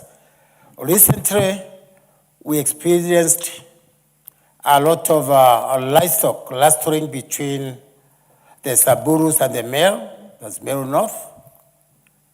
And also, Madam Speaker, it is not only in northern grazing areas that this activity is practiced, but also we realize in areas where high-grade animals are kept, animals are stolen for slaughter. Madam Speaker, to introduce measures to curb cattle rustling and related crimes is very vital, especially whereby we are supposed to have legal issues implemented. Madam Speaker, the objective of having this bill, especially whereby we enhance surveillance and monitoring of livestock movement. Livestock movement should be monitored from one region to another, especially where the security authorities have roadblocks.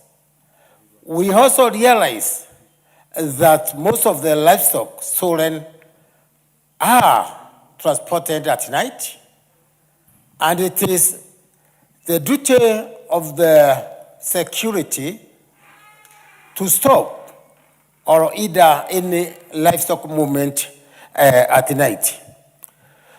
Madam Speaker, to enhance security in rural areas is very critical so that we have police monitoring the movement of animals at night. To improve coordination between the security agencies and the communities should be overemphasized to monitor the animal movement. Madam Speaker, promoting of the community policing activities is very important so that they are able to protect themselves where the security officers are not available. Madam Speaker, as had indicated earlier, it is very, very important to promote community policing initiatives, to regulate livestock and produce trade should be monitored so that, Madam Speaker, where we have market places where these animals are sold, they should be monitored very well so that we are able to know, or the administration is able to know, the origin of this particular livestock. Madam Speaker, we should really strengthen enforcement and penalties by introducing stricter penalties for offenders.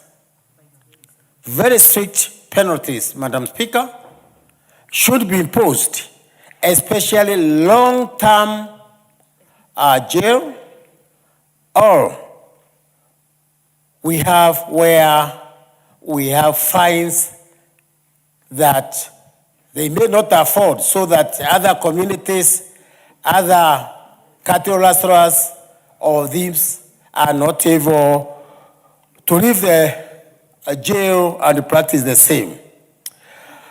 Should deter theft and related criminal activities is very, very important, Madam Speaker.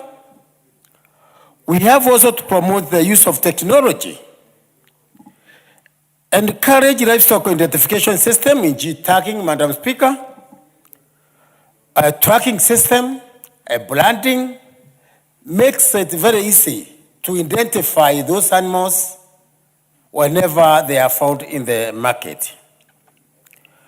Madam Speaker, we know very well, especially in the rural areas, animals are stolen and then taken to butchery for slaughter. And at times it's difficult to identify those animals after they are slaughtered. Madam Speaker, we should really be able to emphasize on the ways of identification so that we improve the traceability and the recovery of the stolen livestock, Madam Speaker. Madam Speaker, cattle rustling is not just a mere activity, but it's understood as if it is a business cartel that they market these particular animals, probably even outside the country. Because, Madam Speaker, where you get several animals in large quantities, thousands stolen, and they cannot be traced, it means that there's a market.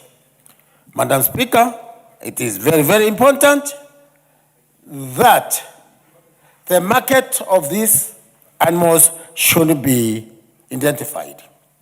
Madam Speaker, having a buffer zone between various tribes is also very important, especially between Isiolo and Meru, where cattle rustling is rampant. And we emphasize both to the central government and the county government to overemphasize on identifying these buffer zone areas. Madam Speaker, it is very, very important that this activity is being encouraged by poor response by the security operations. And this can be achieved, Madam Speaker, especially where we have implementation and enforcement capacity enhanced. Adequate resources needed on security agencies, especially where we have vehicles, availed ammunitions, and personnel. Resources are key to success in any particular activity, Madam Speaker. Cross-border coordination, Madam Speaker, is very important, especially the parties across the border.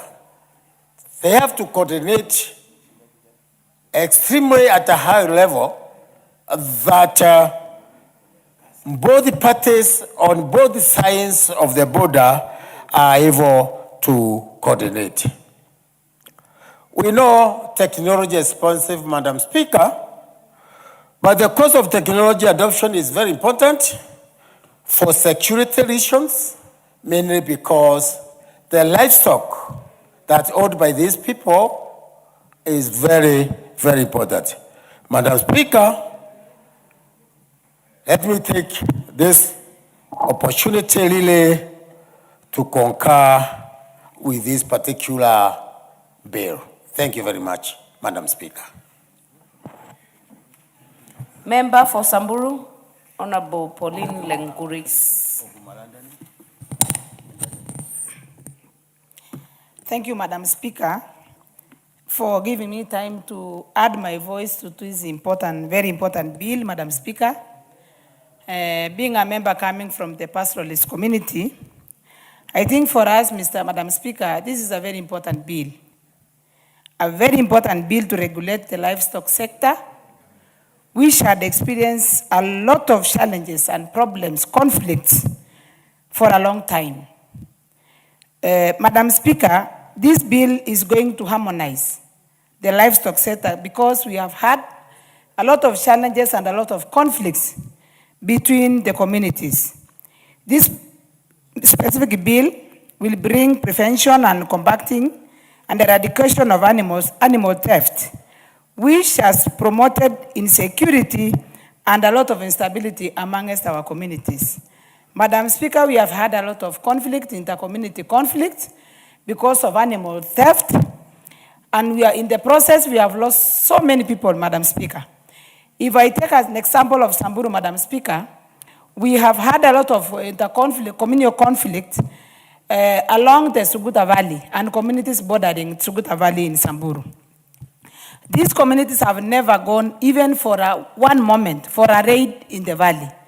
But each and every week, Madam Speaker, cannot end without us experiencing people coming from Suguta Valley and along Baringo to come and raid in Samburu, where people have settled, they are doing their farming, but we have always lost properties, lives of people, and no recoveries have been done since then up to today.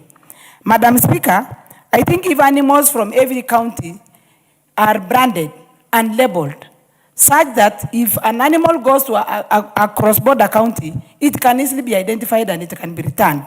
This kind of process can help us stop this kind of business, which has really become a terrible challenge amongst our communities. We have seen even people from Meru, they have been complaining always that people from Samburu have been attacking them. I think this bill is going to cure, because all the counties must also be brought in the picture so that they can be able to support, to identify all the animals in their specific counties. They should be having branding for every county such that people can easily identify. Even control of the market, because we have even had camels coming from other counties and being sold in other counties. So when security officers come, they will find an innocent person who has just gone to the market to buy an animal to come and rear, and in the process, Someone will identify that this is my camel, and in the process, because of the law, you will be caught as a thief. And in any case, this person has just gone to the market and buy an animal that doesn't belong to them. So this will also cure our market trading, because animals are being transported from very far. They are stolen and transported and being sold, even here in Nairobi. So this is, I want to thank the member who has come up with this bill, and I hope that very soon the president is going to ascend, so that we are going to help the pastoralist counties who have had a lot of conflict, a lot of banditry, a lot of killings, a lot of loss of property, so that we can harmonize this sector. Livestock sector, Madam Speaker, is the main source of livelihood for our people.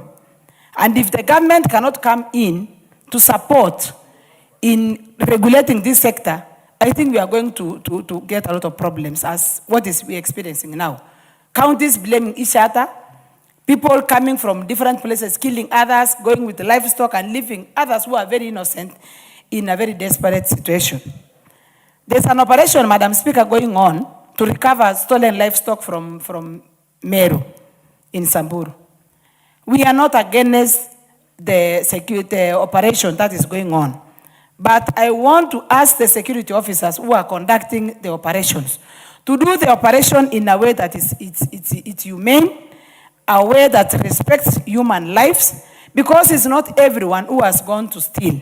Let them go for the bandits, but respect the life of innocent mothers, innocent children who don't know where the road to Meru is.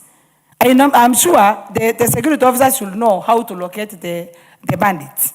But those ones who are not involved, because it's so unfortunate what happened in Odonyiro. People purporting to be doing operation, they just went and found animals grazing. They confiscated all of them and brought them, that those are the animals that were stolen. But if you look at those animals, those are just animals which were grazing. But the ones who were stolen, they know where the bandits went. They went into the interior mountain, I don't know what, Kokodo Mountain, and they were not able to enter. So there's no need of making others who are innocent to suffer in the process of recovering the stolen animals. Go for the stolen animals. Don't make everybody suffer in Samburu because of the current going on operation. Thank you, Madam Speaker. Honorable Madenge. Thank you, Madam Speaker. Madam Speaker, listening to our friends, there is a likelihood of thinking that the theft of livestock only happens in the pastoralist communities. Madam Speaker, it is even more devastating when the small-scale farmer in Kamakwa, in Nyeri, in Kehuyo, in Madari, in Mudwaine, Nyeri Town constituency, who only has one daily animal, when it is stolen, their entire livelihood is taken away from them. Madam Speaker, when you look at the lot sizes in Nyeri Town, my parents are on a settlement scheme that was allocated to them back in the 70s, and they owned 3 acres of land. When their sons have settled there and they have married, you can begin to see what is happening. Those are families that cannot even keep one cow. So they either have daily goats, or at most they have chicken. But there is even theft of those small livestock. And Madam Speaker, at this time in age, how come in Soriolanch we are able to protect the rhinos, we are able to protect the elephants, we are able to protect the giraffes, we are able to protect the lions, we are able to protect the rare antelope species within the Aberdare Forest and Mount Kenya area using satellite technology that is deployed by KWS, including in the conservancies in Laikipia and those was bordering Samburu and Baringo. Yet, 100 livestock in terms of goats and cows are stolen and move within the forest cover and they cannot be traced. Why can't we share the services, satellite services that are deployed by KWS? Why can't we use GPS tracking? We are out here. Every time we say we want to give money for livestock restocking. Between the money for livestock restocking and installing GPS chips that can be monitored using satellites and mobile apps, how come it is easier to purport to support families that have lost their livestock rather than use modern technology to protect them from these livestock thieves? Madam Speaker, we have the Unstock Theft Unit. From the time it was formed in this country to date, how come we still use footsteps to trace stolen animals? Why don't we retool this unit and improve its capacity? How many helicopters does this unit have? So, Madam Speaker, I trust that Honorable Dawood, you will listen keenly to the proposals that we are making so that this bill can be improved to actually protect us. I have livestock being stolen in Nyeri Town constituency, being sold in Odhaya, being sold in Mokurueni, being sold in Madeira. Yet, in that region, we have literally a police station with an OCS. Each of these sub-counties have an OCPD. How is it possible? And Madam Speaker, it is because we have people in authority who are, including possibly in this house, who are beneficiaries of these atrocities against our people. And that is why they cannot agree to have their livestock tagged. That is why they cannot agree. Because they sit in the ministries, because they sit in interior, because they sit in county governments. And they have large holdings with large numbers of livestock. That is why they will not allow for funds to be voted for GPS tagging, for use of satellite technology. And we are priding ourselves that we are about to launch satellites, or we have already launched satellites into the outer space. How are these satellites serving our people who have elected us in this house so that we can protect them? Honorable Dawood, please improve on this bill. I am ready to sit with you so that we can see the kind of amendments we should make. And therefore also, because we have agreed to be a co-sponsor, let us not have a protracted battle between the Senate and the National Assembly in terms of going to mediation. And if we need to go to mediation, let us go early enough so that the benefits of this bill can accrue to our people. Honorable Speaker, the catering establishments, all of them have licenses from county governments, single business permits. Is it time that we, in this bill, we insisted that catering establishments that serve meat products must have a contract with their supplier, written contract, in a format that is accountable, so that we can ensure that then these catering products are not actually the market for the stolen livestock. And there is high suspicion that they actually are. Lastly, Madam Speaker, is also the transport mechanism. How come every lorry, every motorbike, every probox can transport animals to the market? Until we also, in this bill, address the issue of transporting of either live animals or meat products, then we will still have a gap. And therefore, Madam Speaker, I highly support this so that we are able to protect our farmers from these thieves.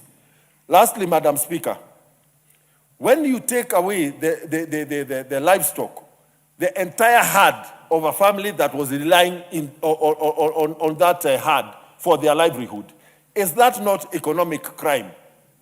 Madam Speaker, why do we, on Abu Dawood, not import the penalties under the Economic Crimes Act as the penalties in this bill?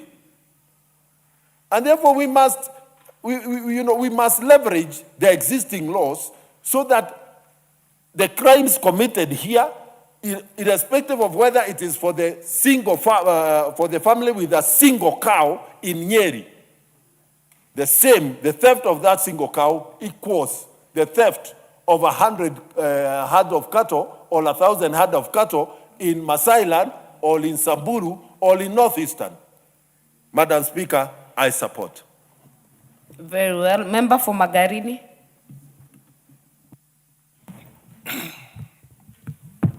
Asante Mheshimiwa Spika kwa kunipatia nafasi nami nikapate kuongeza sauti yangu katika mswada huu. Mheshimiwa Spika, ni mswada ambao umekuja wakati unaofaa. Hakika wafugaji wengi wamepata kupoteza mifugo yao, hasa wale ambao wako Magarini. Wamepoteza mifugo yao kupitia kwa majirani ambao hufuata malisho, na wakati wa kurudi kwao wanahama na wanyama wa kutoka wafugaji wa Magarini. Hili Mheshimiwa Spika limefanyika hivi majuzi. Mfugaji mmoja alipoteza ng'ombe wake 32 kule Chakama, na ni jambo la kusikitisha kwamba amepiga ripoti, lakini hakuna taarifa yoyote kufikia sasa ambayo imeweza kutolewa na idara ya usalama. Ni bado anahangaika. Mheshimiwa Spika, iwapo kila county itakuwa na alama yake speciali ambayo ikionekana tu inajulikana, hii ni Kilifi County, hii ni Garissa County, itakuwa ni rahisi kuwatambua wanyama wale ambao wameibwa. Na kama amenunuliwa kutoka Kilifi County, kuwe na stakabadhi ambazo zitakuwa zinaonyesha kwamba huyu mnyama amenunuliwa kutoka kaunti ya Garissa.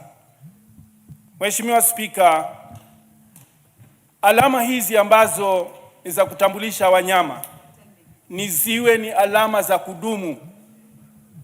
Pasipokuwa alama za kudumu, ikiwa ni kuweka rangi kulingana na teknolojia ya kisasa, inaweza kufutwa wakati wowote na ikawa bado huwezi kumtambua mnyama wako ameibwa.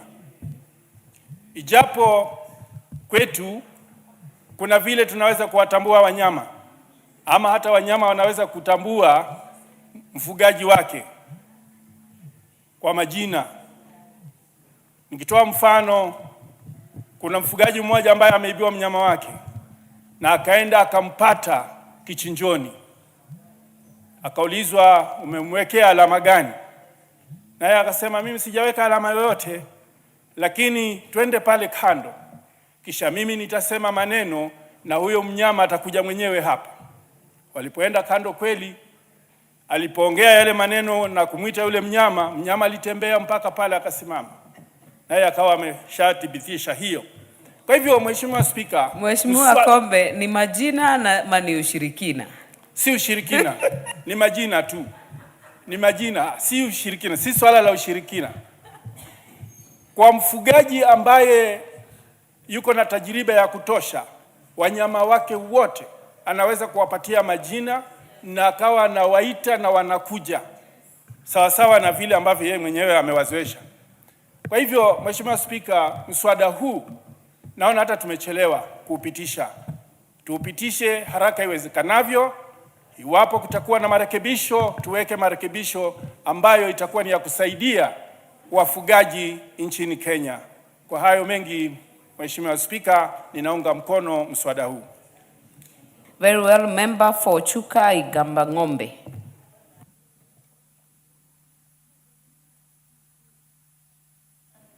Thank you, Madam Speaker. You know, speaking after Kombe, you are tempted to speak in Kiswahili, but I might Only do it at your own risk. I might embarrass myself. So, Madam Speaker, I stand to support this bill, and mine will be very brief. One, Madam Speaker, I will retaliate to what Honorable Kiujuli asked. How do you explain how somebody disappears into thin air with 1,000 cows? And investigations are done, and the police tells us that they can't get a report about 1,000 cows that disappeared. And Madam Speaker, initially we thought cattle rustling and stealing of livestock was specifically for pastoralist communities. But I can tell you, like in my constituency now, like during the rain seasons, the biggest problem my people are facing, and I don't know why the member for Unyeje is looking at me as if the cows disappearing from my place are going to his place. The biggest problem we are facing, Madam Speaker, is my people losing cows. And you know when people lose cows, you know I'm the only person in the constituency that is called Chuka Igamba Ng'ombe. Ng'ombe because we have cows. So I think I'm the most entitled to speak about cows. Madam Speaker, like Madego was saying, if a family loses one daily cow, a daily cow in our area, a good daily cow, goes to at a cost of around 200,000 to 250,000. So when that family loses that cow, and nowadays they are stealing and carrying them in pro boxes. 3 weeks ago, we had to ban a pro box that was being used to carry the cows from my place. So, Madam Speaker, this anti-stock theft unit is just a Molibad unit that assumed cattle are stolen only in pastoralist communities. So, Madam Speaker, it's high time that we realize that it's a problem across this country and address it as a countrywide problem. Secondly, Madam Speaker, cattle rustling or stealing takes two forms. One, as a commercial activity, and two, as a cultural activity. So in communities where cattle rustling is a cultural activity, they need to handle it as a cultural matter, that you don't have to go and raid somebody's cow so that you are called a man. Secondly, Madam Speaker, if you go to some developed countries, there's something called ASIP, that if you are selling meat in a butchery, and the police come to your butchery, they should be able to trace that meat to the farm where that cow came from. But that does not happen in our country. We have people in butcheries all over in estates in Nairobi. If you ask where they get that meat from, you can know where they go. We are eating meat from people who have been killed and their livestock stolen. So, Madam Speaker, I think there's something we can implement with the good labeling and the documentation. And we ban transportation of cows at night. Because I wonder, with the current county government and the checkpoints they are put, you can't leave one county to another county without a checkpoint. So I wonder where this lorry is carrying 1,000 cows pass through from one county to another until they reach Nairobi or Mombasa with all these stops that county government are placed. So having county government at the center of this thing will also help us because they have checkpoints all over. You can't enter a county, you can't leave a county without, and they make sure they have stops in all the routes that get out of every particular county. So even as they look for cess, you know there's no way a lorry will come at night, at the middle of night, with the cows, then you just pick cess. You don't know where those cows have come from, you don't know where they're headed from. So, Madam Speaker, having the county government at the center of this bill will really help us to aid this thing. And marking cows and taking care of eateries and butcheries and slaughterhouses. That if you are slaughtering a cow, you should be able to show with the documentation where you bought it and from which county with the relevant mark from that county. Madam Speaker, I support this bill. Member for Manyata. Thank you, Honorable Speaker. And I also rise to support this bill, Honorable Speaker. Knowing very well, Honorable Speaker, the crisis and the conflict that Honorable Speaker brought around by the issue of cattle theft.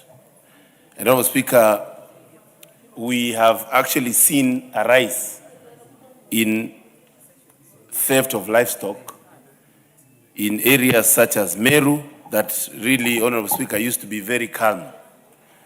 But Honorable Speaker, while we are looking at labeling cows and making sure that they have identity, there is also a need to look at what really makes this trade, this cattle theft and livestock theft, Honorable Speaker, thrive.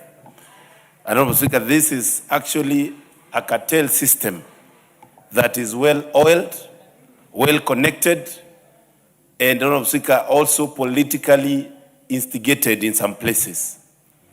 As we support this bill, Honorable Speaker, I sympathize with the people in Meru who of late have lost life and lost livestock in the areas that are neighboring the northern side. And Honorable Speaker, we also need to say that the stock theft team, Honorable Speaker, has also come under scrutiny in their operations in a way that they are also sometimes compromised when it comes to looking at this issue of livestock theft. But I also, Honorable Speaker, want to actually say that it is at this moment where the Ministry of Interior has completely lost trust from the people of the Meru and actually, Honorable Speaker, in the northern side. We have found that even after livestock is stolen, and it is clearly seen that this is a politically instigated issue, the investigations really don't get anywhere. And many people have lost livelihood because of this. This livestock end up in our slaughterhouses in Nairobi without any question on how, Honorable Speaker, they were acquired. So as I rise to support this bill, Honorable Speaker, I call upon the Ministry of Interior to actually step up and put more resources on this issue of livestock theft.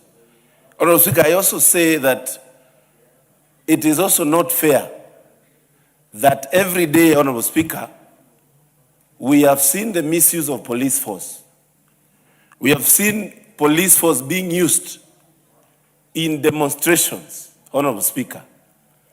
We have seen, Honorable Speaker, in my county, a place called Shiara, Honorable Speaker, we have lost 2 young men who we are burying on Friday and Saturday when they were fighting for healthcare system, Honorable Speaker,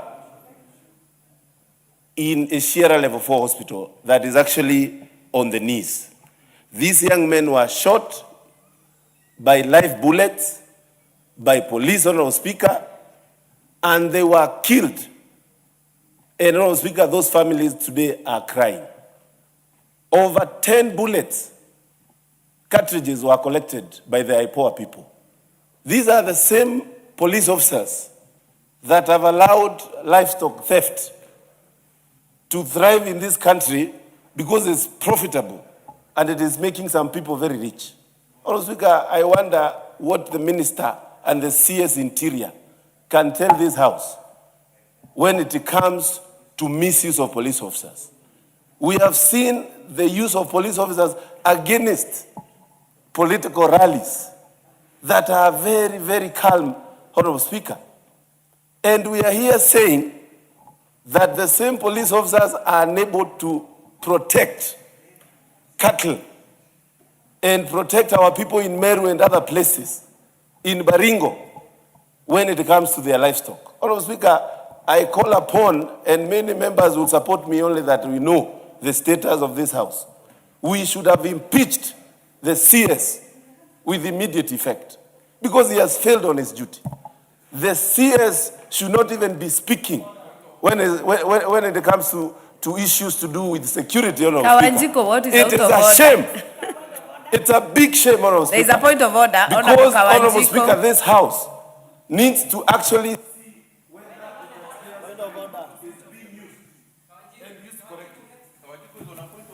Thank you, Honorable Speaker. Can a member for Manyata substantiate when he's trying to insinuate that the status, what does he mean when he's talking about the status of this House, that members could have talked about, but we know the status of this House? Can he substantiate and declare and say, what is the status of this House, Mr. Speaker, Madam Speaker? Mukonji. Honorable Speaker, I have just indicated that 2 young boys in a Sierra have lost their lives through bullets. Honorable Speaker, I've also said 10 cartridges were collected by IPOA, Honorable Speaker, from the site, Honorable Speaker. The CS has no mandate to continue saying he is in charge of the interior security. When, Honorable Speaker, the livestock theft in Meru and other places Honorable Mukunji, is actually continuing. I Honorable heard you clearly, but the issue raised by Honorable Kawanjiko is on a statement you said, you know the status of this House. That is the one I would want you to respond to. Honorable Speaker, I have said and I repeat it. The status of this House, Honorable Speaker, is already we have a broad-based system in this House. A broad-based system that has made it so hard to get members to support something that is against government. That is a fact. That is a fact, Honorable Speaker. And I've substantiated my claim, Honorable Speaker. And I Do not respond to him. Just to finish, Honorable And Speaker. In my understanding, I think you have made your point. Yes. So continue with your Honorable Speaker, contribution. as I conclude, Honorable Honorable Speaker, Madenge, what is out of and Honorable order? Speaker, don't allow these members to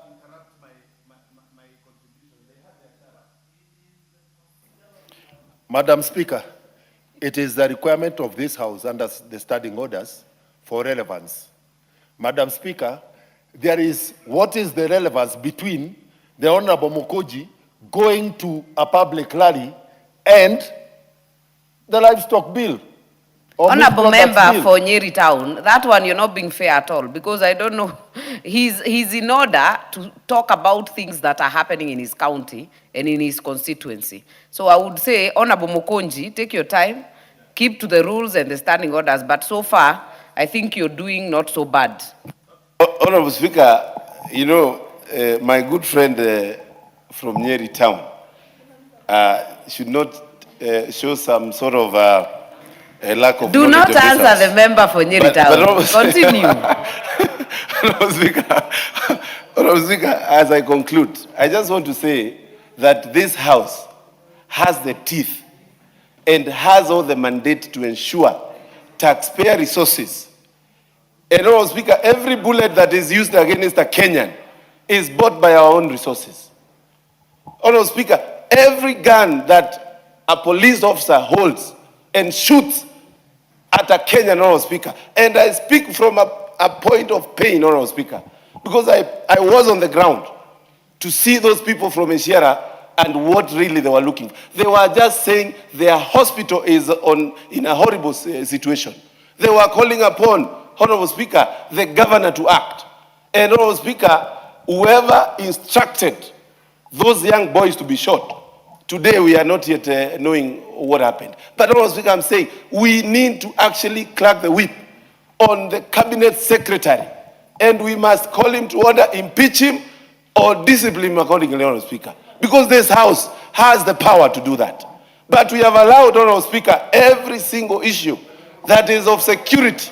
When we say people are being shot at church, Honorable Speaker, when What is livestock is possibly out of order? Honorable member for Kiambaa, what is out of order?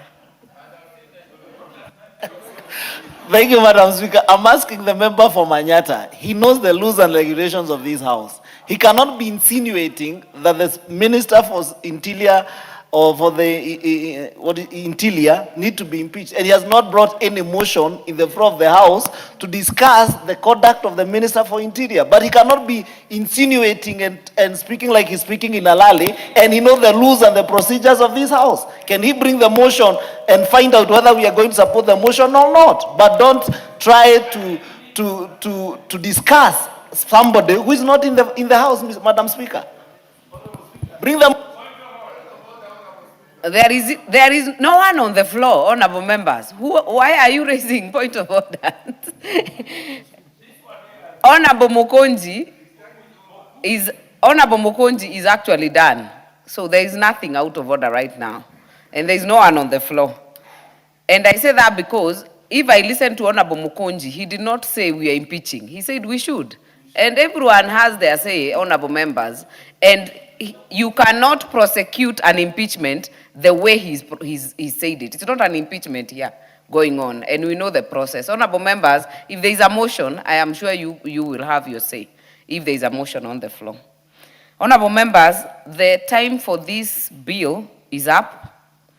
I would want to call the mover to reply. The mover has, I know there's still some interest. Let me see. There's still some interest, and I'll use my discretion to give two members, Honorable Member from Daragwa, and I'll give Honorable Yusuf from Wajir West. Then we will have the mover reply. Kindly note the other members, because of time constraint, you are free to donate some of your time in reply. Honorable Gashagwa. Thank you, Honorable Speaker. Knowing that the time is up, I'll be very brief. And from the onset, Madam Speaker, I rise to support this bill. And I wanted to add or to suggest to Honorable Dawood that there is a clause on the owners of the abattoirs. I wish we can add one more point, that once animals are produced or are brought to these abattoirs, they should spend more than 2 days before they are slaughtered. Maybe we can have some paddocks, and once maybe the villagers know that their animals have been stolen, they can rush to the abattoirs, and before they are slaughtered, they can maybe in a position to identify. Because this issue of animals being brought to abattoirs and immediately being slaughtered could have maybe brought about this issue of cattle lustering. In Daragwa, that problem has really escalated. And we are finding that animals are being stolen, and within 1 hour, they are slaughtered just some few meters from the households. And this bill emanating from having emanated from the Senate, I think it will be more useful being catered for by the counties, because I think they can come up with some areas where maybe they can position their askaris, and especially at night. If there is anyone transporting meat at night, they should be asked where they are coming from.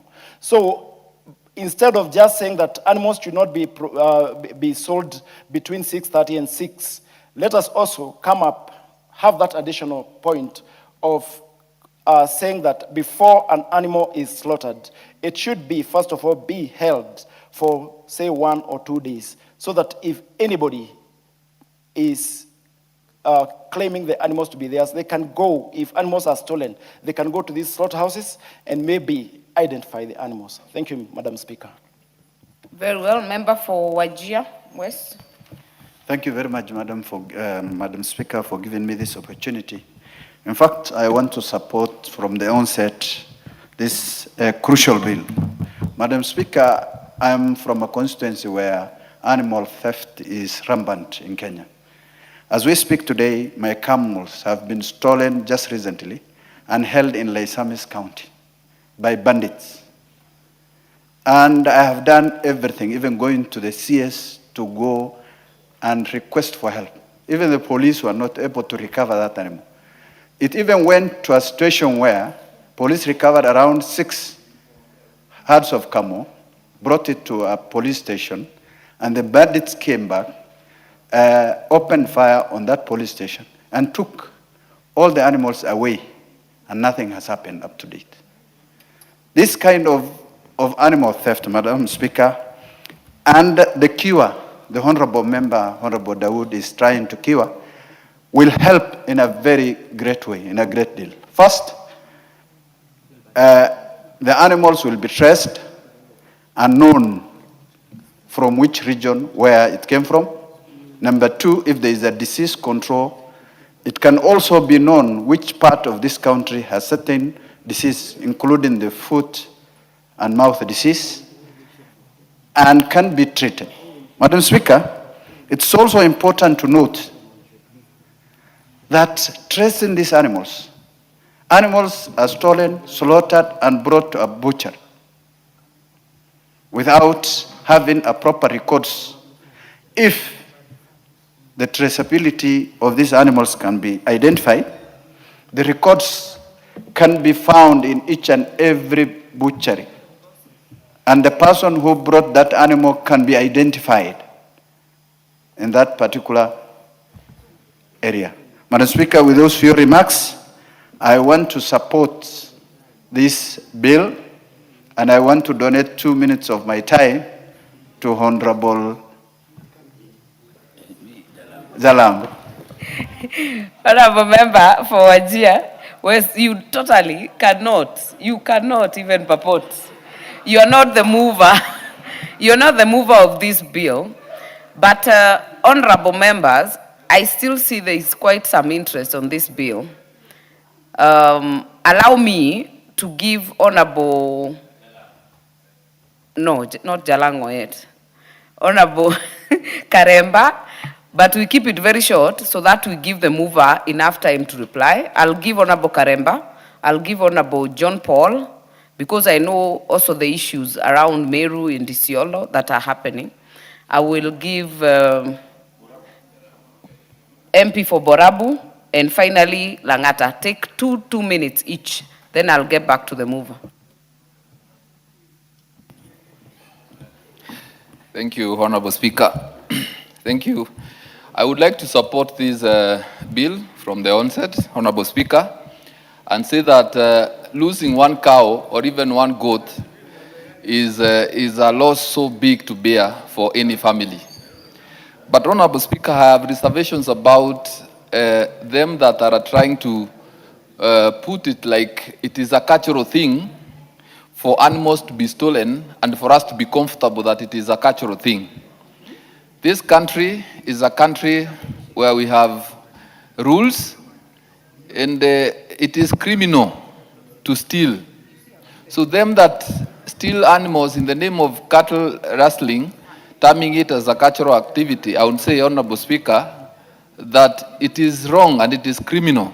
And therefore the government, even as we legislate more to bite this problem, I believe that this government and the Ministry of Interior has a job to do.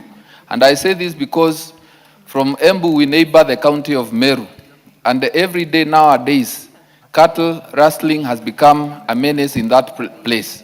And only the government of Kenya can deal with this problem.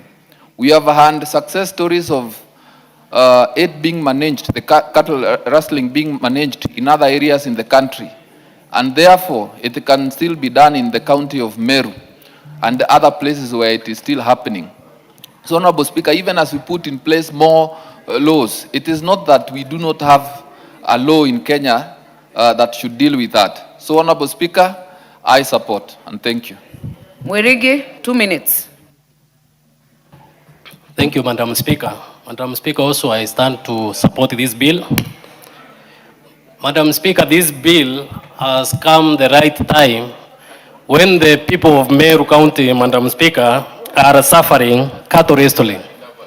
Madam Speaker, each and every week, our people are killed, a herd of cattle are stolen, and when they are stolen, Madam Speaker, they are untraceable. You wonder how can a herd of around 200 or 500 animals disappear without trace, Madam Speaker. So this bill is coming to cure this, whereby the animals will be identified, especially using the electronic gadget which can be installed in the animals, so that whenever the cattle rustling happens, the animals can be traced. Also, Madam Speaker, the issuance of the permit of movement. The animals from Meru, northern grazing land, Madam Speaker, have disappeared. And whenever those animals disappear, they go to market, they are sold, but they cannot be traced, Madam Speaker. If the movement permit will be given, whereby the animal can move maybe from 6 to 6, those animals will be traced. So it's a good bill, and I beg to support. Thank you. Very well. Member for Borabu. Thank you, Madam Speaker. I rise to support the bill and wish to support my colleague Gitonga Mkunji and Ingamba Ng'ombe. This menace of cattle rustling is no longer in the far-flung areas. My constituency is called Borabu, and we have the same problem. These days, it's not movement on foot, it is by proboxes. Number two, Madam Speaker, this thing called livestock movement permit. If you're being given a permit to move an animal from one county to the other, that can take a maximum of a day. Why do you give somebody a permit of 7 days? It is open. It can be manipulated and you can misuse it to go rustling other animals. So I rise to support the bill, and this is purely a criminal act. It's not cattle rustling. It is a criminal act. In the process, people lose their lives. People have lost their wealth. So I beg to support and support especially what Ingamba Ng'ombe said. This thing is no longer belongs to the marginal areas. It is more commercial in the abattoirs and in the villages. Thank you, Madam Speaker. Very well. Member for Langata. Thank you, Madam Speaker. And you see, when you have members like Karoli, who do not know that all this cattle that is being stolen end up in plates and butcheries here in Nairobi, that's why they is asking, why am I talking about cattle rustling in Nairobi? And of course, yes, each and every single butcher or any person dealing in this meat must be able to trace and have certificates to be able to know who supplied them with the said meat that they are selling. Those are some of the few amendments that maybe should come in Honorable Dawood's bill, so that it can, from the time a cattle is stolen or a cow is stolen, all the way from the abattoirs, all the way to the butcheries, only then will we be able to say that we are comprehensively following on this criminal act. Just like Honorable Osero is saying, this is no longer cattle rustling. It is a criminal case that must be followed up. Thank you, Madam Speaker. Mover to reply. Thank you, Madam Speaker. Madam Speaker, I appreciate all honorable members who have spoken to this bill and the suggestions they have made. Madam Speaker, I will start with the last one. Honorable Jalango has talked about. It's in the bill already, clause 15, where it is requirement for all abattoirs to have records of whoever brings animals for slaughter and whoever takes, whether it's the owner or anybody else. So that has been covered, Madam Speaker. And I believe with that, Honorable Gachagua, Daragwa, member for Daragwa, talked about, it is covered in clause 15, Madam Speaker. Now I'll go to the substantive, what has been raised earlier, last week and this week, Madam Speaker. In clause 4, what Honorable Member for Bori had complained about, and I think Honorable Muirigi, regarding security apparatus, and even Honorable Mukunji talked about it. In this bill, we are talking about, in clause 4D, it says, in collaboration with security and other relevant agencies, establishing mechanisms for disarmament and confiscation of firearms and ammunition illegally held by livestock owners. Madam Speaker, this one is one of the most important parts of this bill, where we are having the cattle rustlers or the thieves, livestock thieves, coming with so much sophisticated guns. The other day they were stealing from Meru County, and the anti-stock theft and the other officers who were on the ground, they could not match the ammunition the raiders had. It was so difficult because they came with, I don't know, it was like a Sylvester Stallone movie, Rambo, where they came with, the guns, which are so sophisticated, Madam Speaker, we fail to understand where they get them. So this bill deals with that. Madam Speaker, regarding application, there was an issue last week, and I think this week as well, whether livestock owners who have owned 200,000-300,000 herds of cattle, whether they'll be able to afford branding.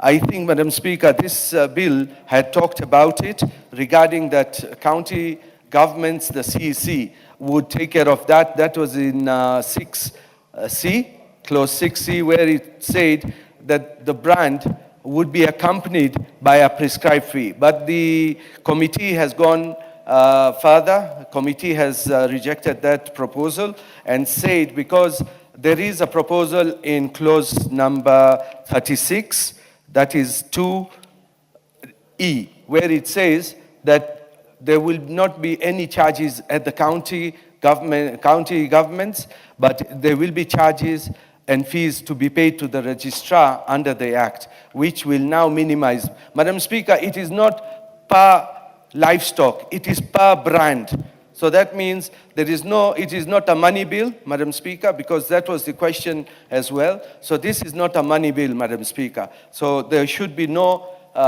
exchequer needed for this, Madam Speaker. Madam Speaker, the other thing which has been talked about, and I thank the member for Samburu, Honorable Pauline. She has supported this bill. And Madam Speaker, I don't know if Honorable Pauline knows that with this bill, clause 19, because her governor has refused or has incited people from Samburu to do what they are doing, even if they are stealing. She has mentioned that it is not the whole of Samburu, and I will say it is not the whole of Samburu. I agree with her. We should not say the whole of Samburu. There are bandits from Samburu who have done it, and she has even mentioned that the bandits from Samburu or bandits from anywhere else, they go through the forest, and she knows where they go through. So I would request her, after this bill, today, when she gets time, to report which forest they go through so that the government can take care of that. But what Honorable Mule of Matangulu talked about, that the penalties are very low, where he said it was either 2 years or 100,000. Madam Speaker, that was just for branding. That was nothing to do with the offense of stealing, because that was the offense for a livestock owner who did not brand their livestock, which says he or she is liable for a conviction of not exceeding 1 year or a fine of 100,000. That is for branding. But for stealing, Madam Speaker, it is in clause 19, where it says it's just the same. If you do robbery with violence, whether you are stealing a TV set, or you're stealing money, or you're stealing a livestock, it is the same that you would be. It is lifetime imprisonment, Madam Speaker. Excuse me. So I think the penalties which have been stated are good enough, because it says if a person steals livestock, they will get a term of not less than 20 years. That is for stealing livestock or produce. Secondly, it says where the produce has been stolen with violence or threat of violence, then such a person is liable for lifetime imprisonment, Madam Speaker. So I think that one has covered that part. Madam Speaker, as regards the clause I just read earlier, regarding the payment, it is already mentioned in 36(2). Madam Speaker, this bill, I am glad that the members who have contributed to it have all agreed. Besides only one member, the lady member representing Elgeyo Marakwet, she disagreed with this bill because she said nowadays they do not have cattle rustling in Elgeyo Marakwet, so they don't need it. Madam Speaker, it's not that you do not have it in your county now, that you do not need it. It's for posterity. Honorable Madenge has talked about Nyeri town. This is not just about cattle rustling. It is even in constituencies which are urban constituencies. Like mine, Madam Speaker, where I live, just less than 200 meters is Kinoru, where it's a Kinoru village where the stadium is. There are people who have stolen livestock, 1 or 2 cows or chicken or goats, and it takes people back all the way. So this is not just about the pastoralists, it's not just about cattle rustling in the North Frontier zones, but it is about all the livestock theft and produce. So we will have, if this bill is passed, there will be registration of all animals moving from one county to another. There will be county like what we used to, it's like a number plate for a cow or for a goat. I know it is very difficult to brand a chicken, Madam Speaker. Because a chicken, I do not know where you will put the brand. But I agree with Honorable Mule of Matangulu. We should have digital tracking and the chips. It is Matungulu. Matungulu. Madam Speaker, I'm not feeling very well, so maybe my pronunciations will come out wrong. But Madam Speaker, I agree, we should have chips put into the animals so that we can track them. With those few remarks, Madam Speaker, I beg to reply. Very well. Thank you, Madam Speaker. Very well, honorable members. We shall defer the putting of question on this bill. Other members.